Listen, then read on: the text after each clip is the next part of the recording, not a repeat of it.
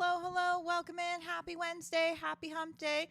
Thank you for the double hydrates. Thank you, Sinister and Lore. Thank you, Camellia, for the resub. It's our 1-year sub-anniversary. That's insane. That's wild. I call Twitch a liar. Jesus fucking Christ. No way it's been that long. But I'm glad you've been here that long. Sorry, I'm taking so many sippies because you know what dumbass thing I did right before stream? I decided to eat hot, spicy Cheetos.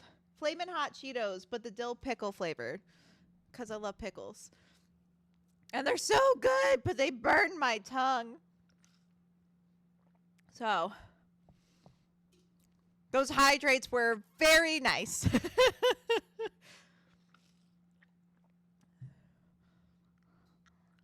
Dill pickle flaming hot Cheetos, and they are fucking delicious.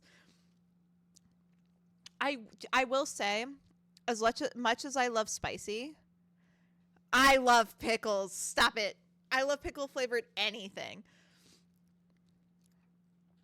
I love spicy food, but I do wish they kind of were not, they had a non-spicy version because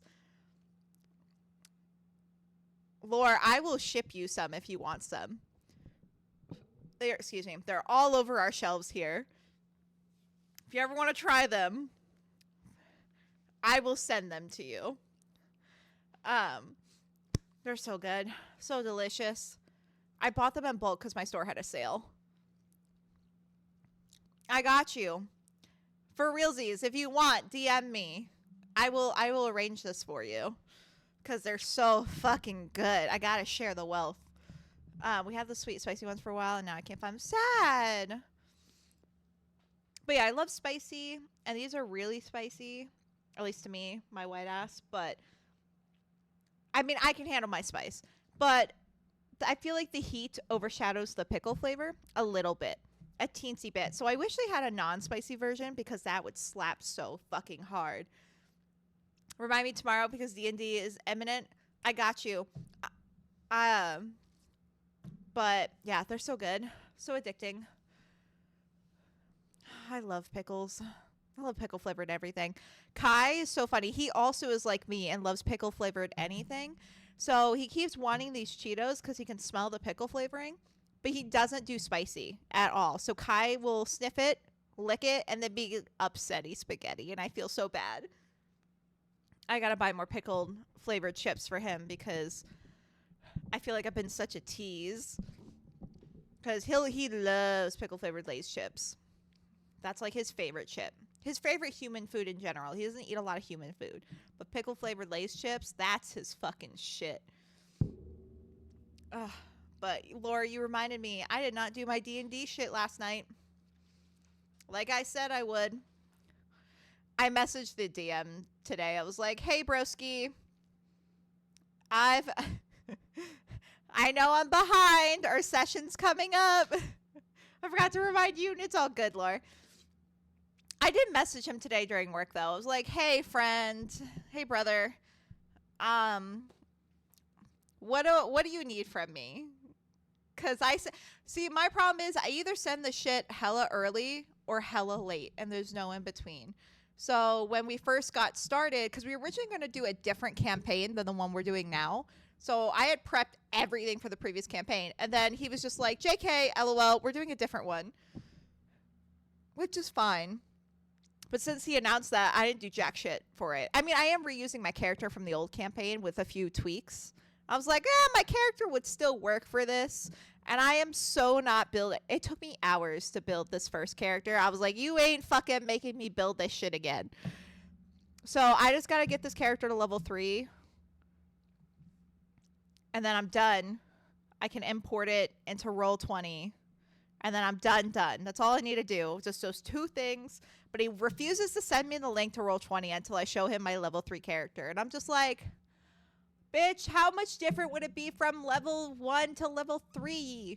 You already approved my character. Just let me build it to level 3 and Roll20, please. Because I hate building shit outside of Roll20. But it's fine. It's fine. I at least gave him my backstory, so he's happy. Hi, Cece. You hear me shit talking your husband?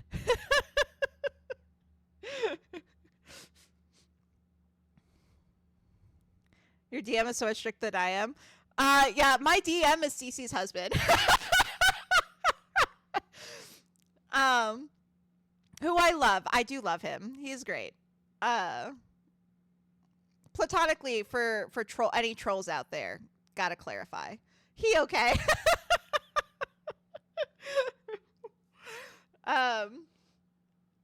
So yeah, gave him my backstory at least. So I got one thing off the plate. I gotta build my character to level 3, and then I should be Gucci. I was like, I'll get it done this weekend. I probably will do it tomorrow during work. You have not CC. And I was worried I was stressing him out. He doesn't have to fucking worry about me at this point. Jeez. Should make your character during stream and spitball it with all of us. Let chat help you with your character. We got so many D&D players in here. It would be fun. It would be a community project. But let us continue. Oh, this one. That's the right one. Yeah, I have no clue. I think, Cece, you told me something, and then I promptly forgot. Are you doing another Fae character? Were you thinking of doing one? All right. Edwin goes, damn it. Oh, right. Pre-K pause. Remember where we left off. Bard College of Whisper. Ooh, Tiefling. Ooh, okay. Okay, love it. Oh, I don't think I told y'all what I was doing. I'm doing a half-elf draconic sorcerer, the green dragon, so poison. I'm doing a poison sorcerer, draconic sorcerer thingy. Whatever the fuck it's called. Ancestry shit. Y'all know what I'm talking about. Playing a Tiefling College of Lore bard tonight. Ooh, fun. I did a Tiefling bard. Did I? I think I also did College of Lore for my very first campaign. It was so much work being charismatic. I was literally like, I did a fucking 180 with my current character. I was like, my current character will help people, I guess, but otherwise does not want to talk to people. I made the most introverted hermit character possible because I was like, I put in way too much effort last time. I need to chill. College of Swords is where it's at. Yeah, I would like to do a bard again sometime, but yeah, I think I did College of Lore because they said it was like a great like general bard for doing your first bard for the first time, and then I was like, yeah, I'll do that. God, my skill set was so boring, but when that shit hit, it slapped.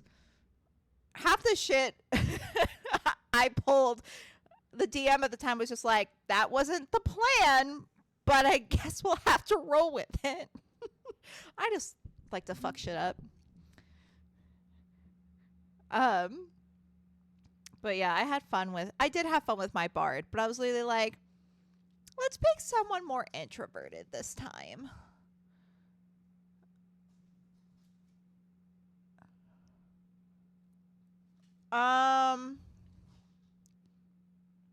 We're doing, let me look.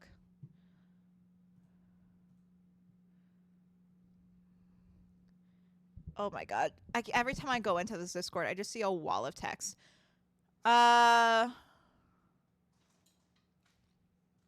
think it's 5th edition 2014 character sheet.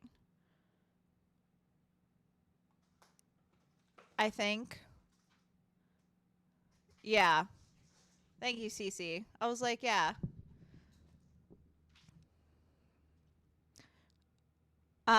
Very excited. No one wants to do 2024. Yeah, apparently not, which I'm fine with too. Which is the right decision. Hey, I just do what, excuse me, what my DM tells me to. I am, for the most part, obedient to my DM.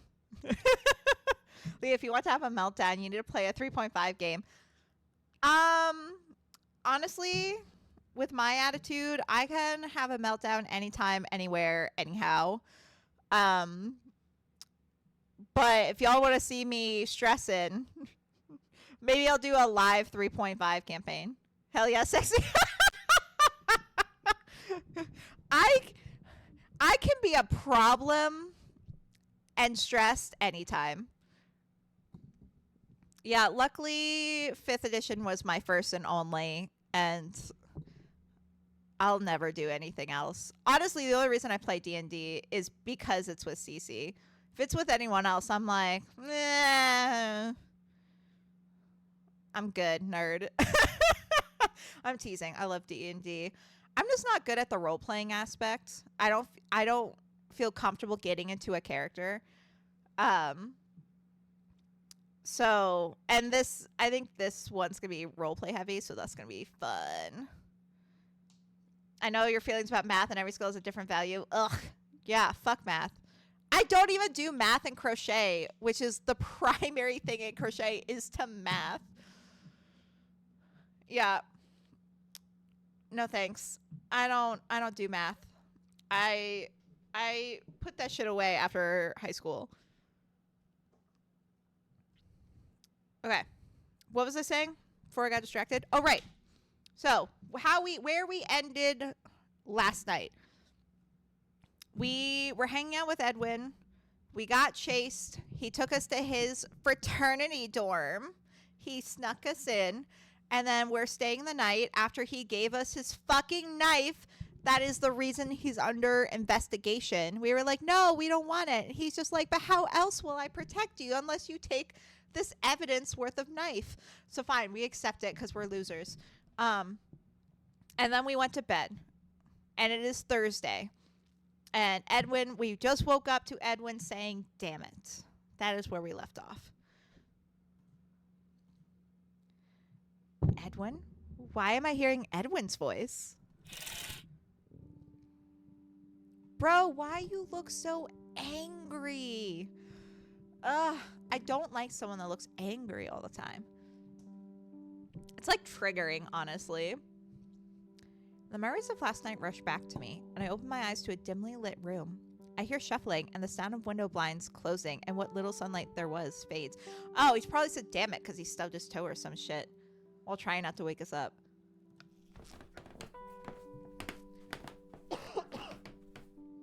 Edwin groans. Footsteps pad toward the bed. Should I get up? This is so awkward. I can get up or pretend to be asleep. Oh, well, maybe you shouldn't be so pissy. Yeah, I feel like I would probably like Edwin more if his sprite just didn't always look so defensive or angry. It just makes you want to shit on him and bully him. And not the fun kind of bully.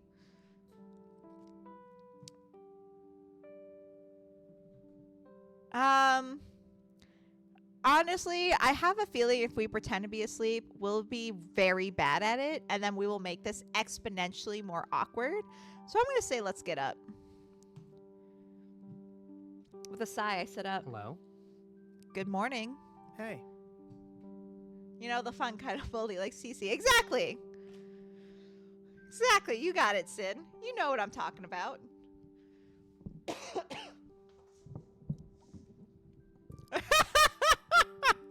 Cece, that was said with love.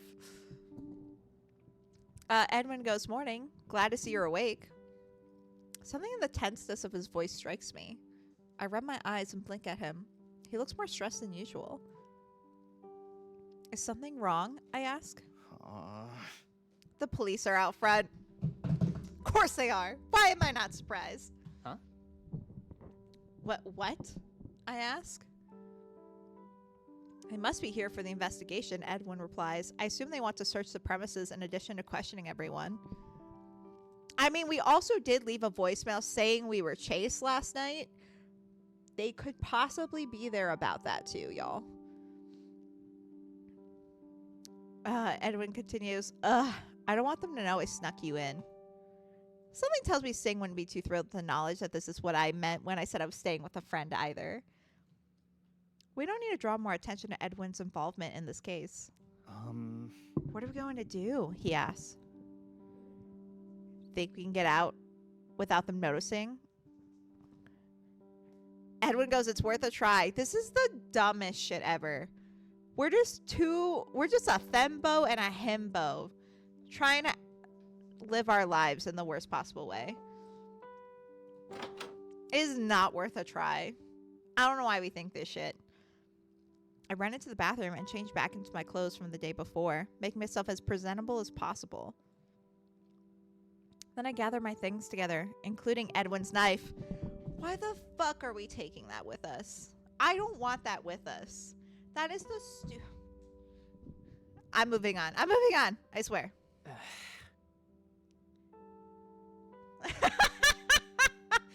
Thank you for the Luick, CC. Enjoy your lurk. Ugh, something tells me this could go very badly. Yeah, it's about to go badly because y'all are dumb. Edwin sneaks me through the hallway and down a side stairwell instead of the main staircase we used last night. Back here, the paint had started to chip, and every step causes the floor to creak. It seems the renovations haven't reached every part of the building. Be careful. All right, just act natural, says Edwin. Right, I go. I straightened up and try to look like I belong. Yeah, we got a frat boy face, I guess. Potentially. Maybe. It's a big fraternity. There's no way the cops will recognize all the members on site, no matter what information they have. As long as I don't draw too much attention to myself, Edwin and I are just two more members. This way, Edwin prompts. Edwin adjusts his jacket and walks casually to the back entrance. He opens the door onto a small parking lot. A small parking lot with a squad car just a few yards from the door. Got any other ideas, I ask? There might not be anyone inside. Let's just calmly walk past, says Edwin. Seriously? What? If there's someone inside, Edwin replies, retreating now will be the most suspicious thing we could do. Good point, I go. With Edwin keeping himself between me and the parking lot, we step outside and head down the sidewalk. It's cold, but at least the sun is out. Are you okay? Yeah, what's wrong? What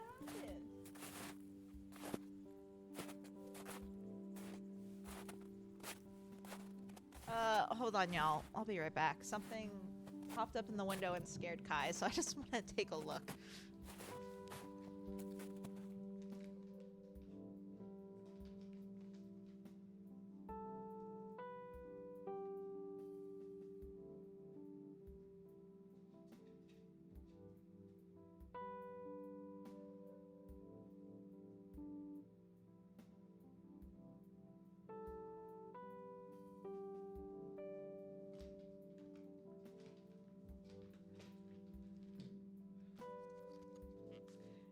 It's the killer. Honestly, possible. I'm sure I pissed someone off one day. I don't know what it was. Nothing was there when I looked. It probably was a bird. We have a lot of birds in the area, so it probably flew up to the window or something, and Kai was just like, must attack. And he tried to attack through the window because he was like slamming against the window, which is why I was like, let me go look. And then Lou was just chilling at the window. She actually looked at Kai like he was insane. Like, buddy, what's wrong? But it's fine. They are fun. With Edwin keeping himself between me and the parking lot, we step outside and head down the sidewalk. It's cold, but at least the sun is out.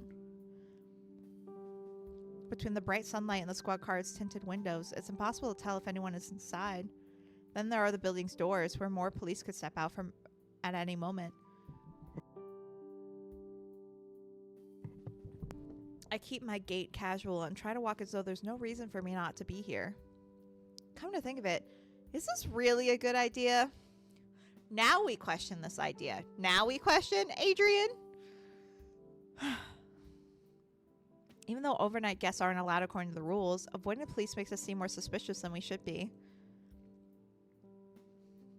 What's the point of questioning it now when we're already in the middle of said plan? We'll just let it go. Our options are question it or let it go. We're going to let it go. I glanced at Edwin and decided not to mention it. He's been acting nervous ever since we snuck into the fraternity last night, taking care to make sure no one knew I was there. Suggesting we reveal it now might give him a heart attack. Plus, it's more convenient for all of us if no one knows about this. We continued down the sidewalk away from the fraternity, although not in the direction I would have chosen to head to class from here. You do know where we're going, right? I ask. Yeah. Of course. We asked him that when we admitted literally the day prior that Edwin knows the campus in and out. He knows all the alleyways and shit, which makes him a good serial killer. But we're now questioning being like, where you know where we're going, right? Of course Edwin knows. Care to fill me in, I ask. This is the fastest way there. Are you sure, I ask. Trust me, says Edwin. One of the first things I did when I joined up was participate in the campus-wide team scavenger hunt. Of course he participated in the scavenger hunt. We had to look through every part of campus, from the side roads to the secret bathroom rooftop access. Taught me so many shortcuts. I can get around campus faster than anyone I know. Except the others who are on my team, of course. But we're a Thembo. Maybe we forgot. True. True. We are a Thembo. What are you talking about? Hold on. Back up. Secret bathroom rooftop access? Edwin asks, have you ever been in the philosophy building? The women's bathroom on the top floor has a window where you can climb out onto the roof. I don't know if I feel comfortable with you knowing that fact. I know you found out because of the scavenger hunt, and I'm assuming there was a woman on your team, which is how you know. But I don't feel comfortable with you knowing that. Edwin, why? Yes, there was a scavenger hunt item there. Okay. That's so fucking weird. This gets wilder by the minute, I say. How about it?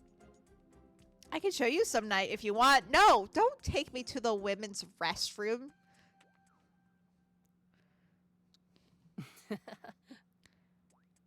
Oh, strangest date idea I've ever heard. Oh, I was hoping he'd get flustered when I say that. God damn it. But you can't beat the view. While I try to recover from the mental image of a bunch of frat guys sneaking into the women's bathroom to climb on top of the roof, are there any other campus secrets I should know about? I ask. Nah, goes Edwin. Well, there's the catacombs, but... Huh? The what now? I go. You didn't know we have our own catacombs? Asked Edwin. They're mostly cut off, but there's a section you can still get into. Please tell me he's fucking with me right now. Where the fuck are we? That we have our own fucking catacombs. Where the fuck is this campus? Transylvania? Jesus. I take back what I said before. This is the strangest date idea I've ever heard. He elbows me. One of those ghost hunting groups even came out here once to investigate because of all the stories about people seeing stuff in the catacombs. I'm surprised you never heard about it. Considering most of the campus didn't even know that the murder happened, no surprise that we don't even know about the fucking catacombs. I probably heard ghost hunting group and stopped paying attention, I reply. You don't believe in ghosts? Edwin asks. Don't tell me they actually found something, I say. No. Well, no. They gave a presentation, but it was just about how they didn't find anything. Methinks the game developer does not believe in ghosts. I full on believe in ghosts because I've had my own ghost experience. I've actually had multiple ghost experience, but I only like to tell one story because that's the interesting story. The other stories are boring. But, hell yeah, ghosts exist. I will tell you. I've said the ghost story on stream before, but if you ever want to know it, let me know. Happy to share. I ask, how do you give a presentation on not finding anything? Don't ask me, goes Edwin, but they got 2 hours out of it. 2 hours of a presentation of saying you saw nothing? That's insane. If they get if they can get a 2-hour presentation out of nothing, maybe I should talk to them. That kind of technique could come in handy for classes. Only if it's about ghosts, says Edwin. Our banter distracts me from what we're doing, and soon the side road connects into a larger road, and I finally recognize this part of campus. Other students walk past us on their way to class. It really was a shortcut. You were doubting me, weren't you? Asked Edwin. Me? Never. With the danger of discovery well past us, my stomach growls in reminder that I haven't eaten anything since those nachos last night. I don't have enough time to eat before class, though. Our cautious departure left us closer on time than I expected. What class are you headed to? Asked Edwin. The buyer's journey. It's a real thrill, I tell you, I reply. He snorts and shakes his head. That's over in Willard, right? I'll walk you there. Huh?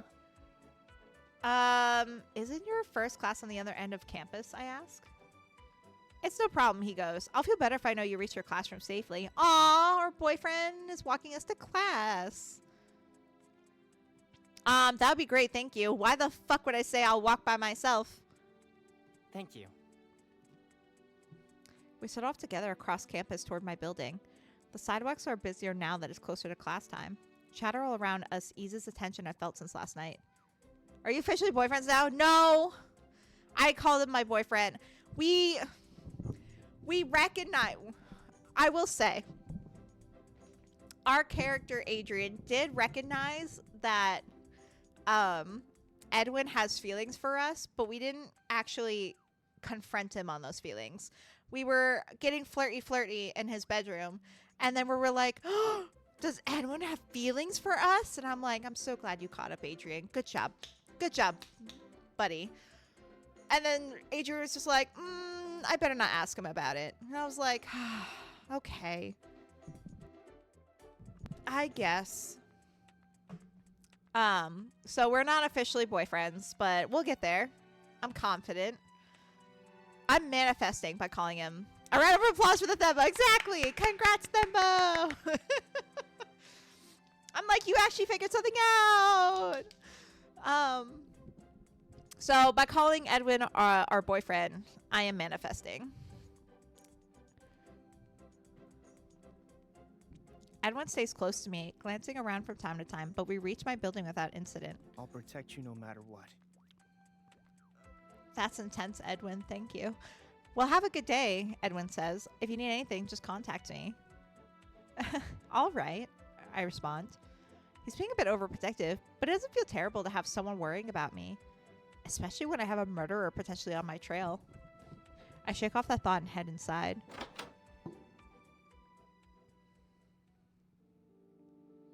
It's a long, painful day of classes. When my last class of the afternoon finally ends, I rub my forehead. My notes are a haphazard mess. I must have checked my phone about once every 5 minutes. My grades are going to plummet at this rate we're going. Could they catch this killer already so I don't fail? You know what that's called, Adrian? A leave of absence. Because you are a witness, you are in danger, and you are mentally ill. But no, you stay going to class because why the fuck not? It's a silly thing to have, but I can't pay attention very well with everything on my mind. At least classes are over now, so I can head home. I gather up my things and head for the door, but as I do, my resolve wavers. Nope, doesn't exist. School above all. Like, I'm not saying Adrian should derail their studies entirely, but I'm quite literally like, what? They almost died Sunday. It's now Thursday. We didn't even take even a single sick day. We were just like, let's go back to class. I'm just like, that's insane. That is insane. But whatever. It's fine. I wonder, would Natasha be at the campus pool right now? Why are we thinking about Natasha? Oh my god, I wonder if because they keep pushing Natasha as a thought on us, if she's the killer. This is clearly a good excuse to miss. Exactly! This is quite literally one of the best excuses to miss school. I'm pretty sure everyone would understand. Well, not everyone. Some professors are fucking bitches about attendance.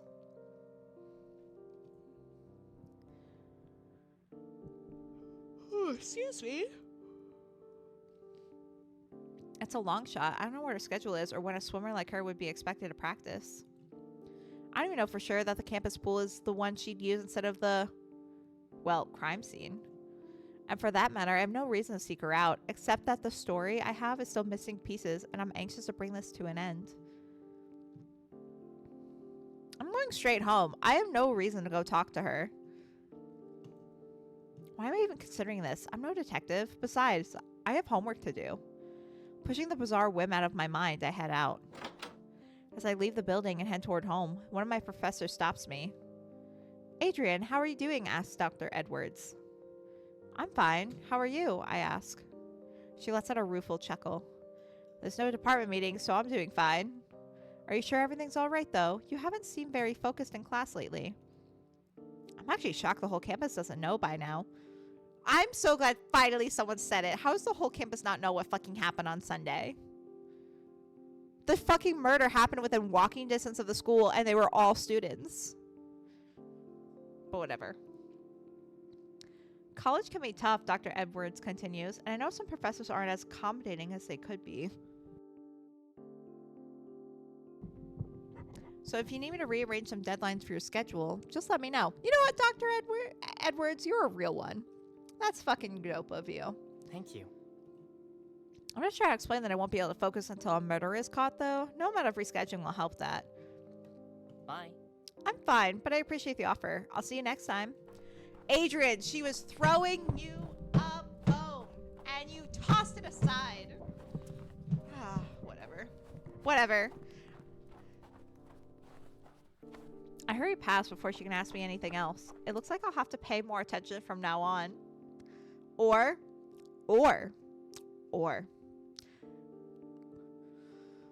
You wouldn't have to worry if you took a leave of absence, but whatever.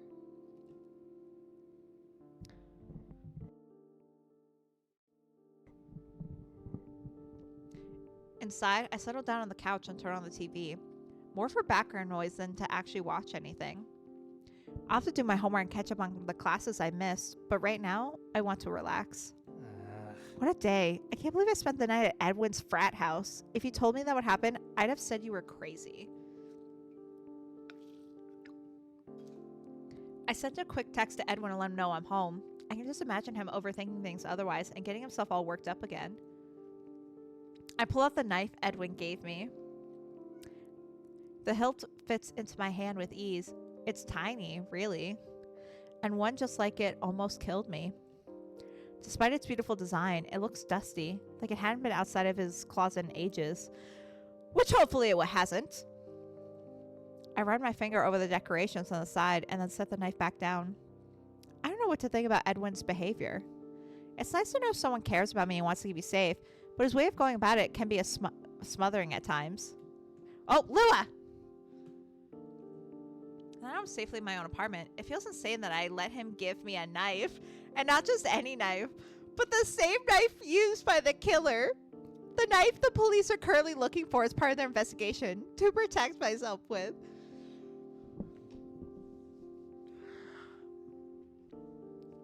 My person in Christ. Like...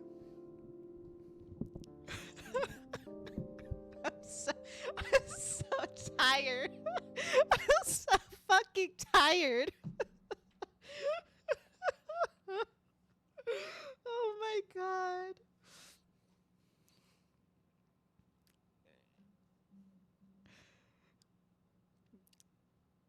I did this to myself. I regret playing this again.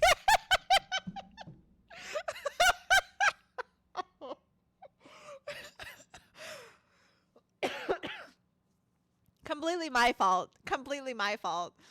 We were both like, oh yeah, it was so funny when our character was a dumbass. And now we're playing a dumbass character again. We're both like, this is painful.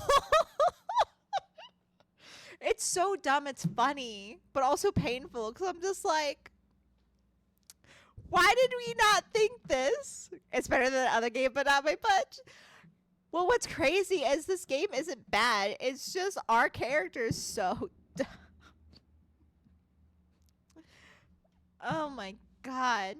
And then the teacher game, I mean, the men were kind of weird, but our character just was like, oh my gosh, to everyone. Can't win. I swear I like this game, but yeah.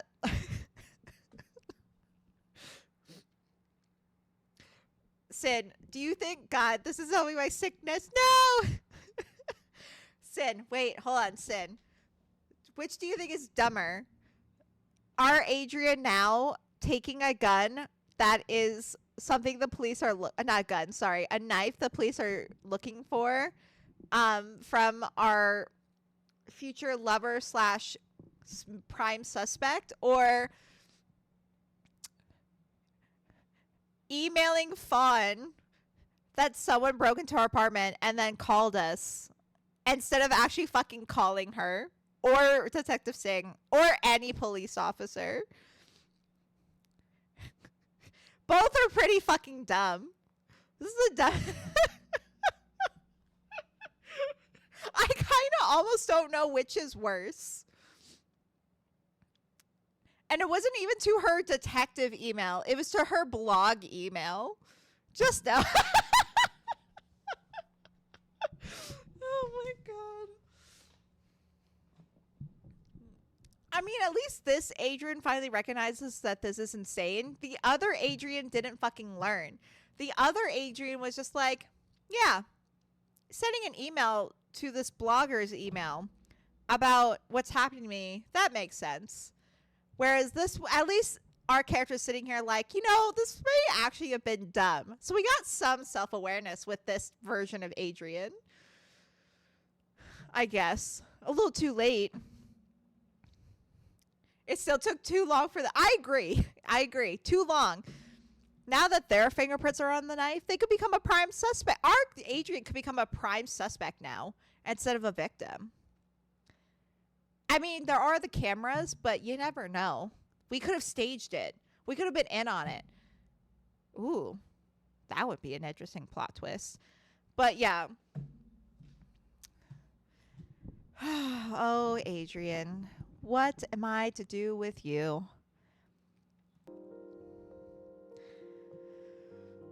If it really came down to it, I might be able to use a knife in self-defense, but the very thought makes me feel sick.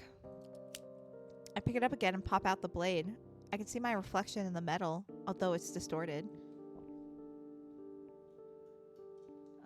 Lou. Oh, I don't have a toy for you. I'll have to get you one during the next ad break. I push the knife back into place and set it down again. To distract myself, I get started on my homework after all. Partway through a mind-numbing essay, a knock comes at the door. Just when I start being productive, too. Hello? Adrian, are you home? Asked Dr. Singh. Or not Dr. Singh. Oh my god, I'm tired. Detective Singh. Just a minute. For the love of all that is good, don't touch the knife again. Right? Can we not fucking touch it? Also, is it really smart for Adrian to carry a knife? Like, they don't know how to use it. Like, if anything, they're just gonna stab themselves. The killer won't need to do jack shit. He's gonna... Sorry, not he. They are gonna trip and fall onto the knife themselves. I finish my current sentence and hurry towards the door. And I stop and glance back at the coffee table. I don't want to take the risk of him recognizing Edwin's knife. I grab the knife and take it into my room where it will be out of sight. Then at last, I return to the door. Singh steps inside when I open the door. He looks cold, although it shouldn't be too bad in the hallway. Oh, I thought he meant like facially cold. I didn't interrupt you, did I? He asked. Yeah, like, bitch, why'd you make me wait at the door for so long? Just homework, which means you're welcome to interrupt anytime, I say. That kind of sounds flirty, Adrian. I may not like Edwin, but don't step out on him. He snorts and shakes his head. I won't stay long then. He glances around. Suddenly anxious, I shift from foot to foot and then go still, trying not to look like I'm fidgeting. I hope he doesn't intend to ask me about the friend I spent the night with. Has there been an update on the case? I ask. We're getting there. Sing! You really like to fucking not say shit. I wouldn't call it a breakthrough, but we have a lead that could prove to be the missing piece we need. That's great, I go. It shouldn't be too much longer now. Should you be promising that, Sing? I sure hope so, I think to myself. So yesterday, you filed a report about a strange incident. I go completely still.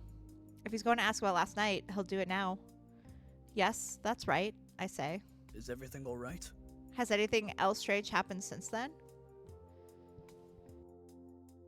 That's all I can do, not to sigh in relief. No. Nothing yet, I reply. Thank goodness. Good to know, he says. This could have been a phone call. Why are you here? Oh, maybe he... I keep saying this. Every time I get on... I'm like, why the fuck is this person here? I'm like, could they be the killer? Alright, for realsies, though, let's think about everyone's behavior up until this point. I don't think it's Natasha because we haven't had a lot of scenes with her. I don't think it's Fawn necessarily. Like, she tried to get us to be her friend at first. But we haven't seen her because we don't really go to the police station. So I think it has to be Sing or Edwin. It has to be one of the men. And I think it's... I'm kind of leaning more towards Sing. It could still be Edwin. But Edwin hasn't, like, really shown a lot of jealous stuff lately. But then again, we haven't really done anything to make him jealous. I don't know. I feel like it'd be one of the men, though. I feel like. You might be right. It might be us, and we are just too dissy to know, right? Singh glances around the apartment again. Is he looking for something? He can't possibly know Edwin gave me the knife, can he? My blood runs cold. Stay calm. If you panic, he'll know something's up. I take a deep breath and keep my voice casual. So, is there anything else you needed to know? He gives me a curious glance and my pulse spikes, but he just folds his arms and leans against the wall. Why are you here, sir? I could have been an email. Could have been a phone call. I'm not entirely sure. Nothing in particular. How have you been holding up? Staying focused on your classes? Sing, let's say this. Hold on. Let's say this. Y'all, I wish you could see me on face cam because I am holding up my wrist pillow thing like a wand, like a pointer stick, and I'm pointing at the screen. And you can't see it. I gotta start doing it with my mouse. Okay, look at this shit. For those who were not here the first time, so I'm mainly talking to Sinister. So, with Fawn, we had a lot of scenes with Edwin being jealous. Now that we're with Edwin, we have a lot of scenes with Sing with us. You know? Okay? Sing was barely in the first playthrough we did, when he was not the killer and not our romance. So now the fact that he's here so often, he's not even leaving. Why is he here? This could have been a phone call. But now he's here, and he's asking us how our classes are going. Fawn has stated multiple times, in both playthroughs, that Sing doesn't do anything unless it benefits him. He has no interest in people outside of his job. So, what the fuck is this bitch doing here? I think he's the killer. This is my guess. Watch me be hella fucking wrong. Watch me be hella fucking wrong. But this is... I'm throwing my hat in for him. It's gotta be him. Our own head detective is the killer. I respond to Detective Singh. More or less. It's hard to focus with everything that's been going on. I was surprised to realize my professors don't know what happened, though. Singh responds, word was spread about the incident itself, but not about the witness. None of your professors should know you were involved. The same goes for your classmates as well, obviously. Pull the old killer says what routine with Singh? That'll get him. Yeah, exactly. Right, I go. That's probably better that way, I say. I like to at least pretend during class that things are normal. Of course. 2 exceptions are Natasha Diodrio and Edwin Anderson. Yeah, I go. I swallow hard. Is Edwin still a suspect? Yes. Oh, he got all grouchy. Listen to me carefully. Jesus, Singh. Listen to me carefully, my butt. I'm gonna put cotton in my ears. What's wrong with you? No matter what your personal feelings are on the matter, don't do anything stupid. I won't, I say as we already did something stupid, tee-hee. Good. Then you can start by handing the knife over. I also want to know how he knew. Is he stalking us? He's stalking us. Fuck us, bro. Huh? I'm gonna save. Just in case he's. We're gonna play dumb. What are you talking about? Hold on. What are you talking about? What knife? Edwin's knife, says Singh. Why would I have that? Sweat rolls down the back of my neck. Lying at a time like this, when the knife is just in the next room, feels dangerous. Singh folds his arms. This morning, we searched the fraternity house linked to the murder. Edwin's knife was not in his room, despite him previously stating to the police that he kept it there. This is why Edwin was stupid to give it to us, because we all knew the police was going to search his room. Why would he do that? That's also partially why I thought he's the killer, because why wouldn't he frame me at some point or use me to cover for him? That's why I think it's one of the men.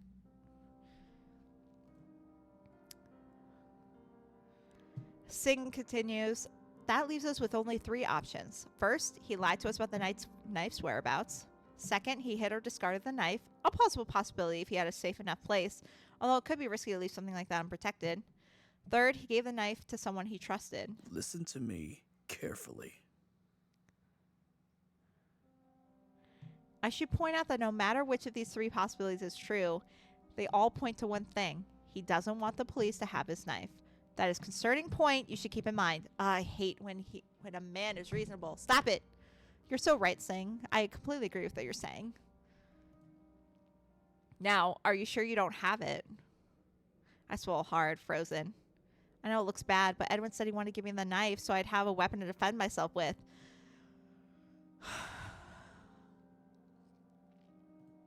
That was the truth, wasn't it? Yet, it would be the best way to get rid of evidence. You know what? No, actually, fuck your reasoning. You can't turn me on my Pookie. You have to be the killer. You're trying to keep me away from my man.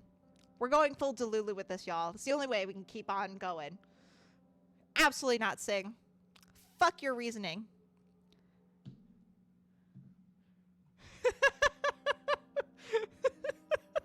Like, I don't give a shit about your sound logic. Fuck that shit. We're all in right now. There's no going back at this point. Are his concerns for me or... I can't believe this. What am I thinking? Edwin is my friend. Singh sighs. That knife needs to be examined and processed as evidence.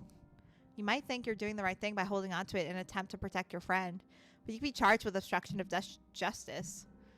Think carefully about what the situation means. If there are no traces of blood on the knife, then I could put Edwin lower on the suspect list. In other words, if he's innocent, he should want us to examine the knife as soon as possible. You believe he's innocent, yes? Then give me the knife. You'll be helping him much more by doing that than by holding on to it out of a misplaced sense of loyalty. You're going to take it and you're going to plant shit on it. That's what I believe. We're going, like I said, full Delulu here. I cannot be reasoned with anymore. I turned that part off. His voice hardens. And if there's blood on the blade, well, it's better for you to know.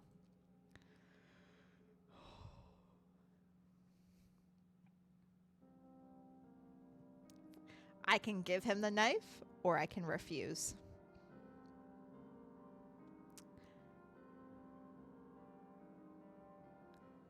I'm going to refuse. All in, baby. Ride or die. Let's share a jail cell. No. I can't give you something I don't have. Have a good day. Have a good day. So that's how you're going to play it, huh? He snorts and shakes his head. What is with that smirk? Fine, Adrian. You don't have the knife, and you have no idea where it could be. You don't even know what it looks like. His sarcasm makes me bristle. If you have nothing better to do than accuse me of things, maybe you should leave. Fine. Have it your way, he goes. You're playing at a dangerous game, Adrian. I know you think you're protecting a friend, and maybe he really is innocent, but my job is investigating every lead, and that means I need that knife. I'll be back with a search warrant. It's for your own safety as much as anything else. I thought better of you. I thought you'd cooperate with me. I really didn't want to have to do it this way. Oh, my spidey senses are tingling. I don't trust this bitch. Not one bit. Like, who is he to get emotional like that? Also, why the fuck would you warn me about the warrants?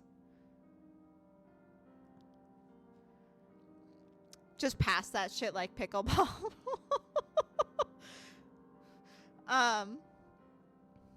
Suspicious. He's a creep, that's why. What's crazy is he wasn't a creep the first time, but now that he's a creep, it makes me think he's the killer. Makes me curious if when the women were the killer, if they would just become creeps too. I don't know. I think I think it's Singh. Can't change my mind. My Edwin is innocent, and if he isn't, then we'll just go to jail together. It's fine. We'll live happily ever after. And as I close the door behind him, I let out a long breath. My hands are trembling. I can't believe this. This is bad. He'll probably be back tomorrow with a search warrant. He'll be able to search the whole apartment and my car as well. We can always take care of Singh. We have a knife. We can do this. We're totally strong enough to go against a trained police officer. What about Drew's room? My gaze drifted towards my roommate's closed door, but I dismissed the idea. Since I have access to that room, Singh can probably get it included in the warrant. I could take the knife somewhere off the premises, but I can't think of a safe enough place. Handing over to someone else is a possibility, but then I'd be dragging them into this mess, and both of those options would mess up Edwin's intention of giving me the knife to protect myself with. How was his real motivation, right? He was telling the truth, wasn't he? I look around my apartment. Nothing looks like a good enough hiding spot for the cops to overlook it. I walk into the kitchen and open the oven. A disaster waiting to happen. I look under the sink. Nowhere to hide it short of cutting open the plumbing. I open the refrigerator. Wait, what's that in the back? Carton shoved in the very back of the fridge doesn't look like anything I remember buying recently. Or ever. That means it must belong to Drew. If that was here before they left on vacation, maybe even longer. God, how old is that? I gingerly pull. Oh, we got a achievement for that called spoiled milk. Gross. I gingerly pull out the container and a horrible smell wafts from it. Gagging, I wrinkle my nose and place it on the counter. Holding my nose in one hand, I open it with the other. The stench of expired food fills the air. I hurried to my room and retrieve the knife. It's just small enough for this to work. I take it back from the counter and drop it in the container, where it slowly sinks beneath the... Oh, I'm getting grossed out reading this. Whatever food this was before it languished in the fridge for weeks. Drew, you and I are going to have a long talk about leaving food in the refrigerator, but for now, I owe you thanks. Oh, hey, our roommate actually had a name this time. I don't think they had a name last time. I returned to my homework, but it's difficult to concentrate. Oh, another achievement. School assignment. Boring. When another knock comes at the door, I nearly jump out of my skin. That can't be Sing again, can it? Huh? Who is it?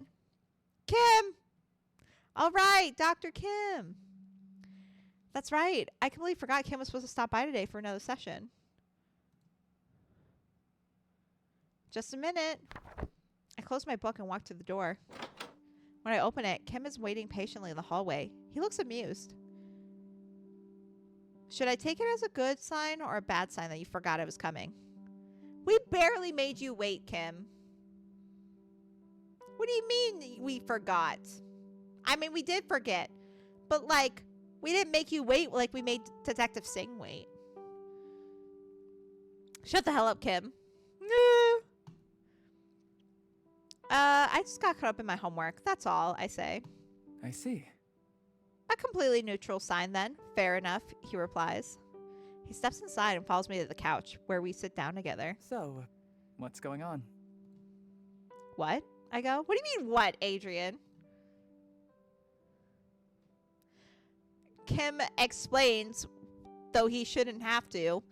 You're in a tense situation, so it's no surprise that you might be under some stress, but it seems to me that something is bothering you even more than the last time we spoke. I can see it in your eyes. Fuck you and your eye vision.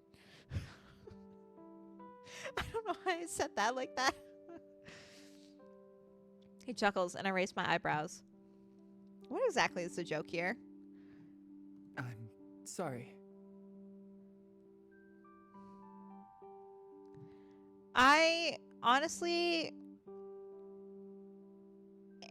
since the killer can only be a romanceable NPC, I know it's not Kim, but sometimes I'm just like, Kim, you totally would be a serial killer. I'm sorry, says Kim. I promise I'm taking this seriously. I just expected to ask you how you were doing, but instead you were forthcoming even without saying a word. Uh-huh. Fucking mind reader. So, what is it that has you so worried? Kim is here to help, so I might as well tell him the truth. Maybe it'll do me some good to talk about it with someone other than the police. He quite literally works at the police station. Stop it, Adrian. I mean, yes, sure, he's technically bound by patient, like, confidentiality. But I don't trust this bitch. He's quite literally on the police payroll. Fuck's wrong with you? We do not tell the truth to him. One of the prime suspects in the case is a good friend of mine. I see. That is certainly something that would cause increased stress. He writes something down on his notepad, then looks up at me. And do you think your friend is the killer? Oh, we can doubt Edwin. No, I told you, Friday or die. No. Then, do you mistrust the police? Do you think they'll accuse your friend by mistake? I don't know. Yes. I rub my head. This whole thing has caused him a lot of stress. They called him in for questioning, searched his room, warned me to be careful around him. Threatened me with a warrant. It all seems so unfair. They must have a reason to suspect him. Sure, but it's circumstantial. There are a bunch of other people connected to the crime too. Sometimes I worry the only reason he's so high up on their list is because... I fall silent, but Kim finishes for me. Because he's friends with you, the witness to the crime. With a sigh, I nod. After the incident, the police had so many questions for me, just in case the culprit was connected. And now Edwin is at the top of their list. Even if your friendship was factored in, it sounds as though he'd still be a suspect without that, says Kim. There's no reason for you to feel guilty about it. It's not your fault. I know. But it's more but it's more than just that. It's... I trail off, unsure of how to put this latest conflict into words. Kim says nothing, just waits patiently for me to find my bearings again. I don't know how to help him, I continue. I know logically that cooperating with the police is the quickest way to clear his name, but whenever I think about them questioning him, it feels like I'm betraying him if I help. Kim makes a note and rubs his chin. Kim says, that is difficult, yes, but you also need to keep in mind that not cooperating can look suspicious. You might make matters worse for him if you try to hide information, no matter how well-intentioned you are. Stuff like that just makes it seem like there's no correct answer, I say. Heh, no way to get away without any guilt, is that it? Kim asks. Not necessarily. Once again, there's no reason for you to feel guilty over this. Lulu, what are you doing, baby? Oh, come here, baby girl. My princess. Yeah. Mwah. I love you. You're so fluffy. You didn't sleep with me in bed last night, Missy. Where'd you go? Who were you hanging out with? That wasn't me. Your brother went to bed. Where'd you go, Missy?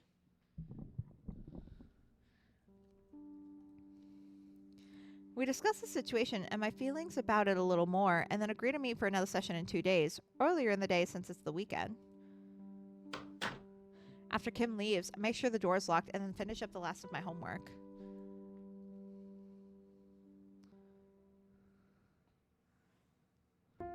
Just as I'm closing up my books for the night, my phone rings.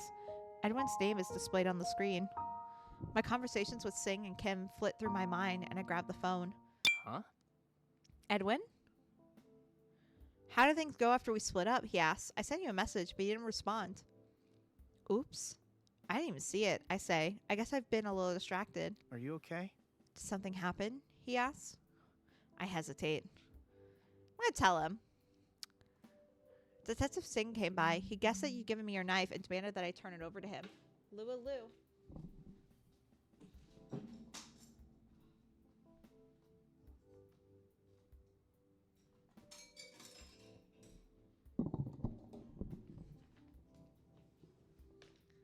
Wait, what? Why are you so shocked, Edwin? But whatever. Don't worry, I didn't give him the knife. He promised to come back with a search warrant, though. We also should not be discussing this because our call logs can be done. Most phone conversations are recorded now. But we don't think of those things, do we? We don't. Facepalm is correct, Sinister. Of course he did. Typical. I'm Delulu, I'm Delulu, I'm Delulu, I'm Delulu. No logic here. But if I were to have some logic, not the brightest bulb in the tanning bed, for fucking real. But okay, but if I did have some logic, that is quite literally his job. Quite literally. We should not be shitting on it. Okay.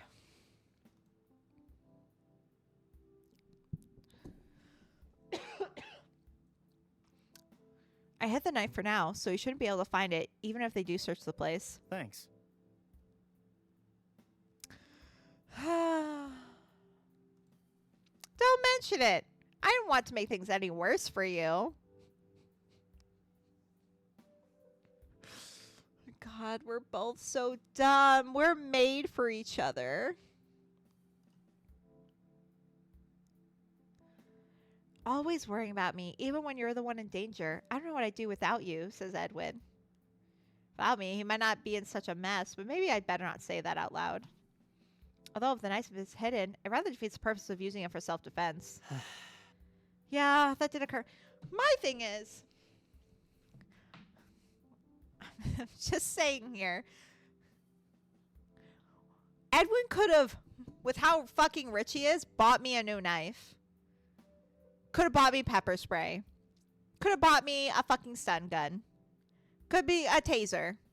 Quite literally could buy me anything within the legal limits of the law. But no, which is why I'm torn between him and Singh. Because I'm like, no way. Like, I almost hope to God Edwin's the killer because I can't imagine being with someone this dumb. Okay? I can't. But like, he had to give me his knife for protection. He couldn't get me a whole ass another one. I'm just saying that's a little bit suspicious. And look, I chose to be ride or die as a dumbass for this man. But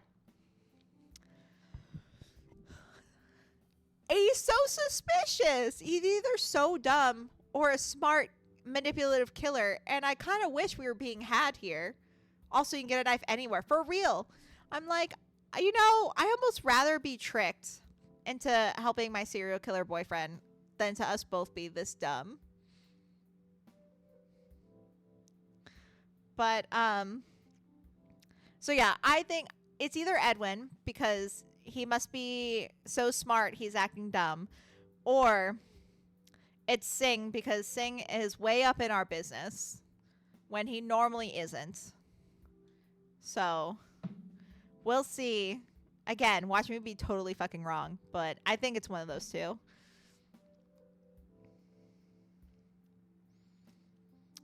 I don't remember if I read this. Yeah, that did occur to me, says Adrian. Says us. Edwin goes, I'll just have to protect you myself. You gotta move in with me, Edwin? Protect me with your body. What ways would you protect me? Can you show me? Huh? Wait, what? I go? How about it? I don't have any plans for tonight, so why don't I come over? I fucking called it. We could spend some time together, just relaxing. That'd be a nice change after everything that's happened. A nice change as if we weren't just together last fucking night. I see you, Edwin. I see you.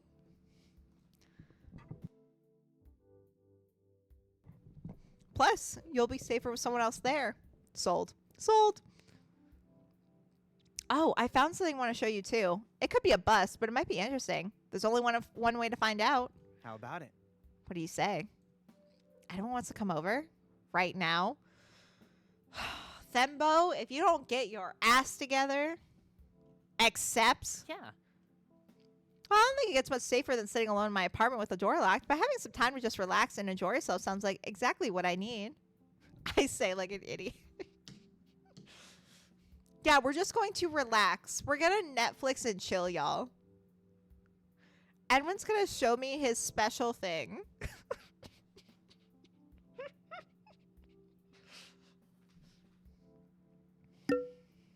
While I wait for Edwin, I put my books away and tidy up. What am I doing? Edwin won't mind if the apartment is a mess. Still, it feels like I need to do something. If I don't, my mind will keep spiraling down into the mire of confusion that's set in ever since Edwin became a suspect. It's a relief when Edwin finally arrives and I can let him in. Sorry to keep you waiting. When I saw the car out front, I wasn't sure if I should still come in. You mean the police car that has been there since, you know, the murders happened? Edwin, they fucking know who you are. Whatever. You mean the police car? I go, yeah, they've had someone stationed out there ever since the incident. I thought you knew. Well, I'm sure they're making a note of my arrival right now. Don't worry. If Detective Singh asks, I'll tell him we fucked. It's fine. He sits down on the couch and lets out a long sigh. Want to bet on the chances of that detective calling up to find out if you're being murdered? That's not funny, I go. I wasn't joking. Come on, weren't you coming over to get my mind off things? The last thing I want to do is talk about the case. I'm sorry. Sorry, you're right. Edwin apologizes. It's been on my mind a lot, that's all. No matter where I go, it feels like people are watching me, waiting for me to make a mistake so they can point their fingers and say, look, he must be guilty. I'm sure no one is doing that, I say. Sure. But you're right. I came by because you need a distraction, and that's what I'm going to provide. This distraction had better not involve homework, I say. Don't worry, says Edwin. No homework involved. He reaches into his coat pocket and pulls out an unmarked disc with no labels of any kind to indicate what it might be. This must be the interesting thing he want to show me. Are you going to show me your favorite porn collection, sir? Let me guess. Bootleg movie? Ah, it was close. Edwin says that's what we're going to find out. Hold on. You brought a random disc over here, I ask?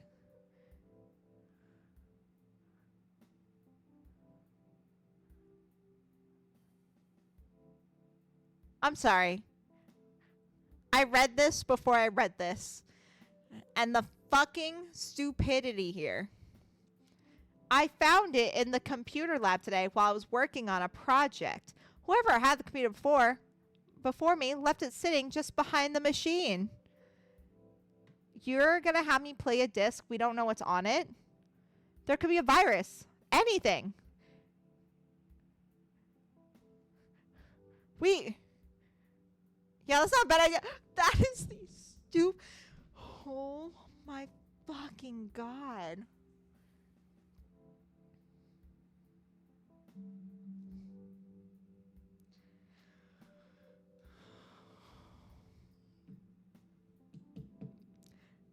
There's no way Edwin will ever be topped as my least favorite. I swear to God. How the fuck did he get into this school? This school has no standards. Edwin continues. I've seen The Ring. I know what comes next. I'll plan my last week. Oh my god. If Edwin wasn't the killer and he was in the rec center instead of us, he would have died. We're a thembo, but at least we managed to fucking stay alive. Edwin would not be so lucky. Edwin continues, I was going to check it out, see who it belonged to, but then I thought maybe you'd be interested. I reply, the chances of the disc containing anything someone's forgotten homework are pretty slim. Who puts their homework on a disc these days? Asked Edwin. That's a good point, I think to myself. Yeah. Fine, let's check it out. Adrian! Edwin takes the dumb blonde trope too seriously. For real. It's a good thing my virus protection is up to date. That doesn't fucking matter. This person could hack into your electronic, get all your information. What? This could be a hacker's dream, not just a virus. Whatever. Fine. I turn on, not your laptop. I turn on my laptop so we can check out the mysterious disc. Despite my doubts, there's something exciting about putting the disc into the drive and waiting to see what it contains. It pops up on the screen and I click into it to find... Oh man.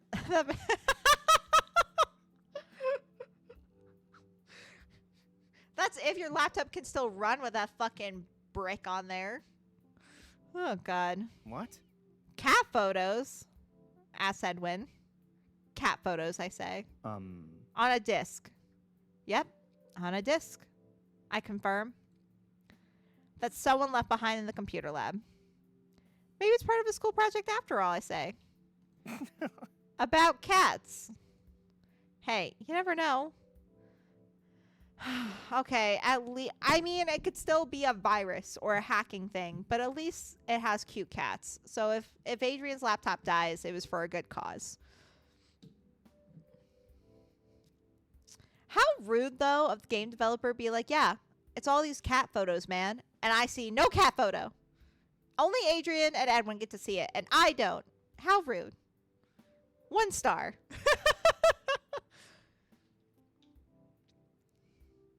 A few experimental clicks confirms 2 things. The files really are just pictures and videos of cats knocking things over and otherwise being cute menaces, and there's no indication anywhere of who the disc belongs to.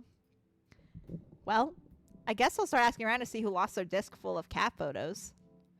You do that, I say to him. I give him the disc back and shut my laptop. I sure hope that wasn't the only distraction you had in mind. Get a little flirty. Never fear, goes Edwin. I came prepared. God, if this was your first playthrough, you would be even angrier. I would be. I luckily knew going in how peculiar this game could be. Yeah, no, you're so right, though. This was my first playthrough. I'd be fucking rage baited. I would. I would take it so personally. You know what's even funnier, though? I'm still going to play it again. I'm still going to romance Natasha and sing. Maybe not on stream, unless y'all want to see it. Unless you want to see other ways for Adrian to be a dumbass. Because we could do this all fucking 2 more times. at minimum. But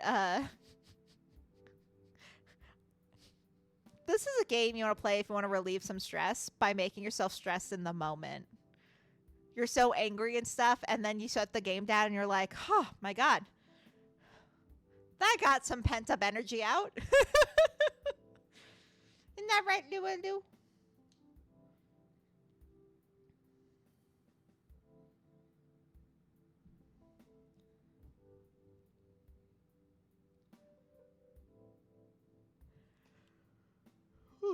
Lulu.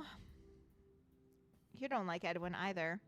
Lulu likes to stare at the screen when I play certain video games. She likes when I kill shit, and she likes when I date hot people, and she has not looked at the screen once whenever Edwin's on there. Edwin is not Lewin approved.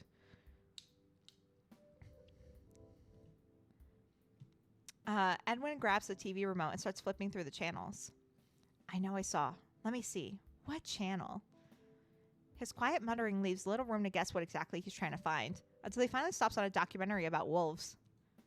On screen, a camera zooms in on a wolf darting through the trees while hunting prey.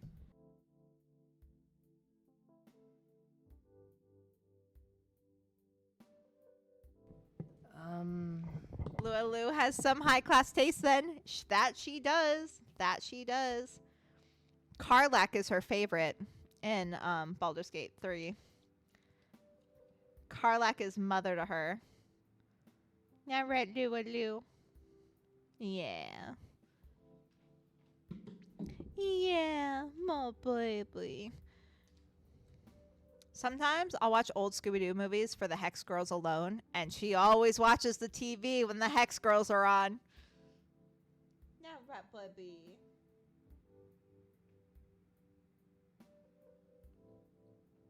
Good choice, Louis. Chef's kiss. You've got full approval. I meant to tell Karlak's voice actor about that, being like, my cat likes to stare at you whenever you're on screen. But I thought that'd be too weird, and I was like, nah, I should have done it. They would have loved it. They so badly would have loved it.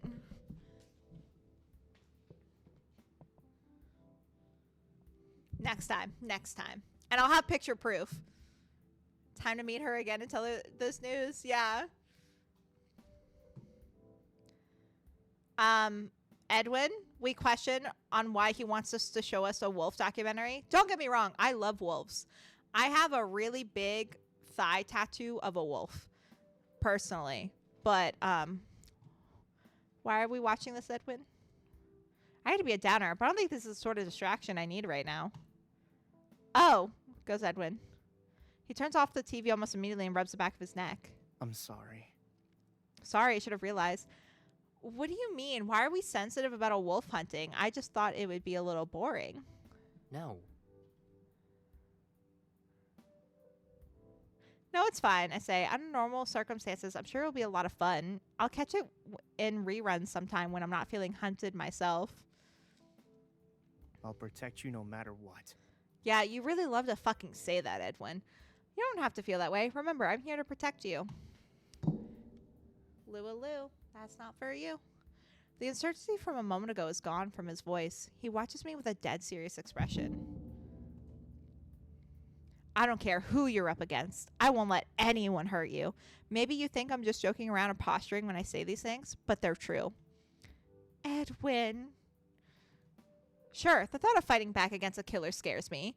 But you know what scares me even worse? The thought of losing you. No. I won't let it happen. You don't have to worry so much, I say.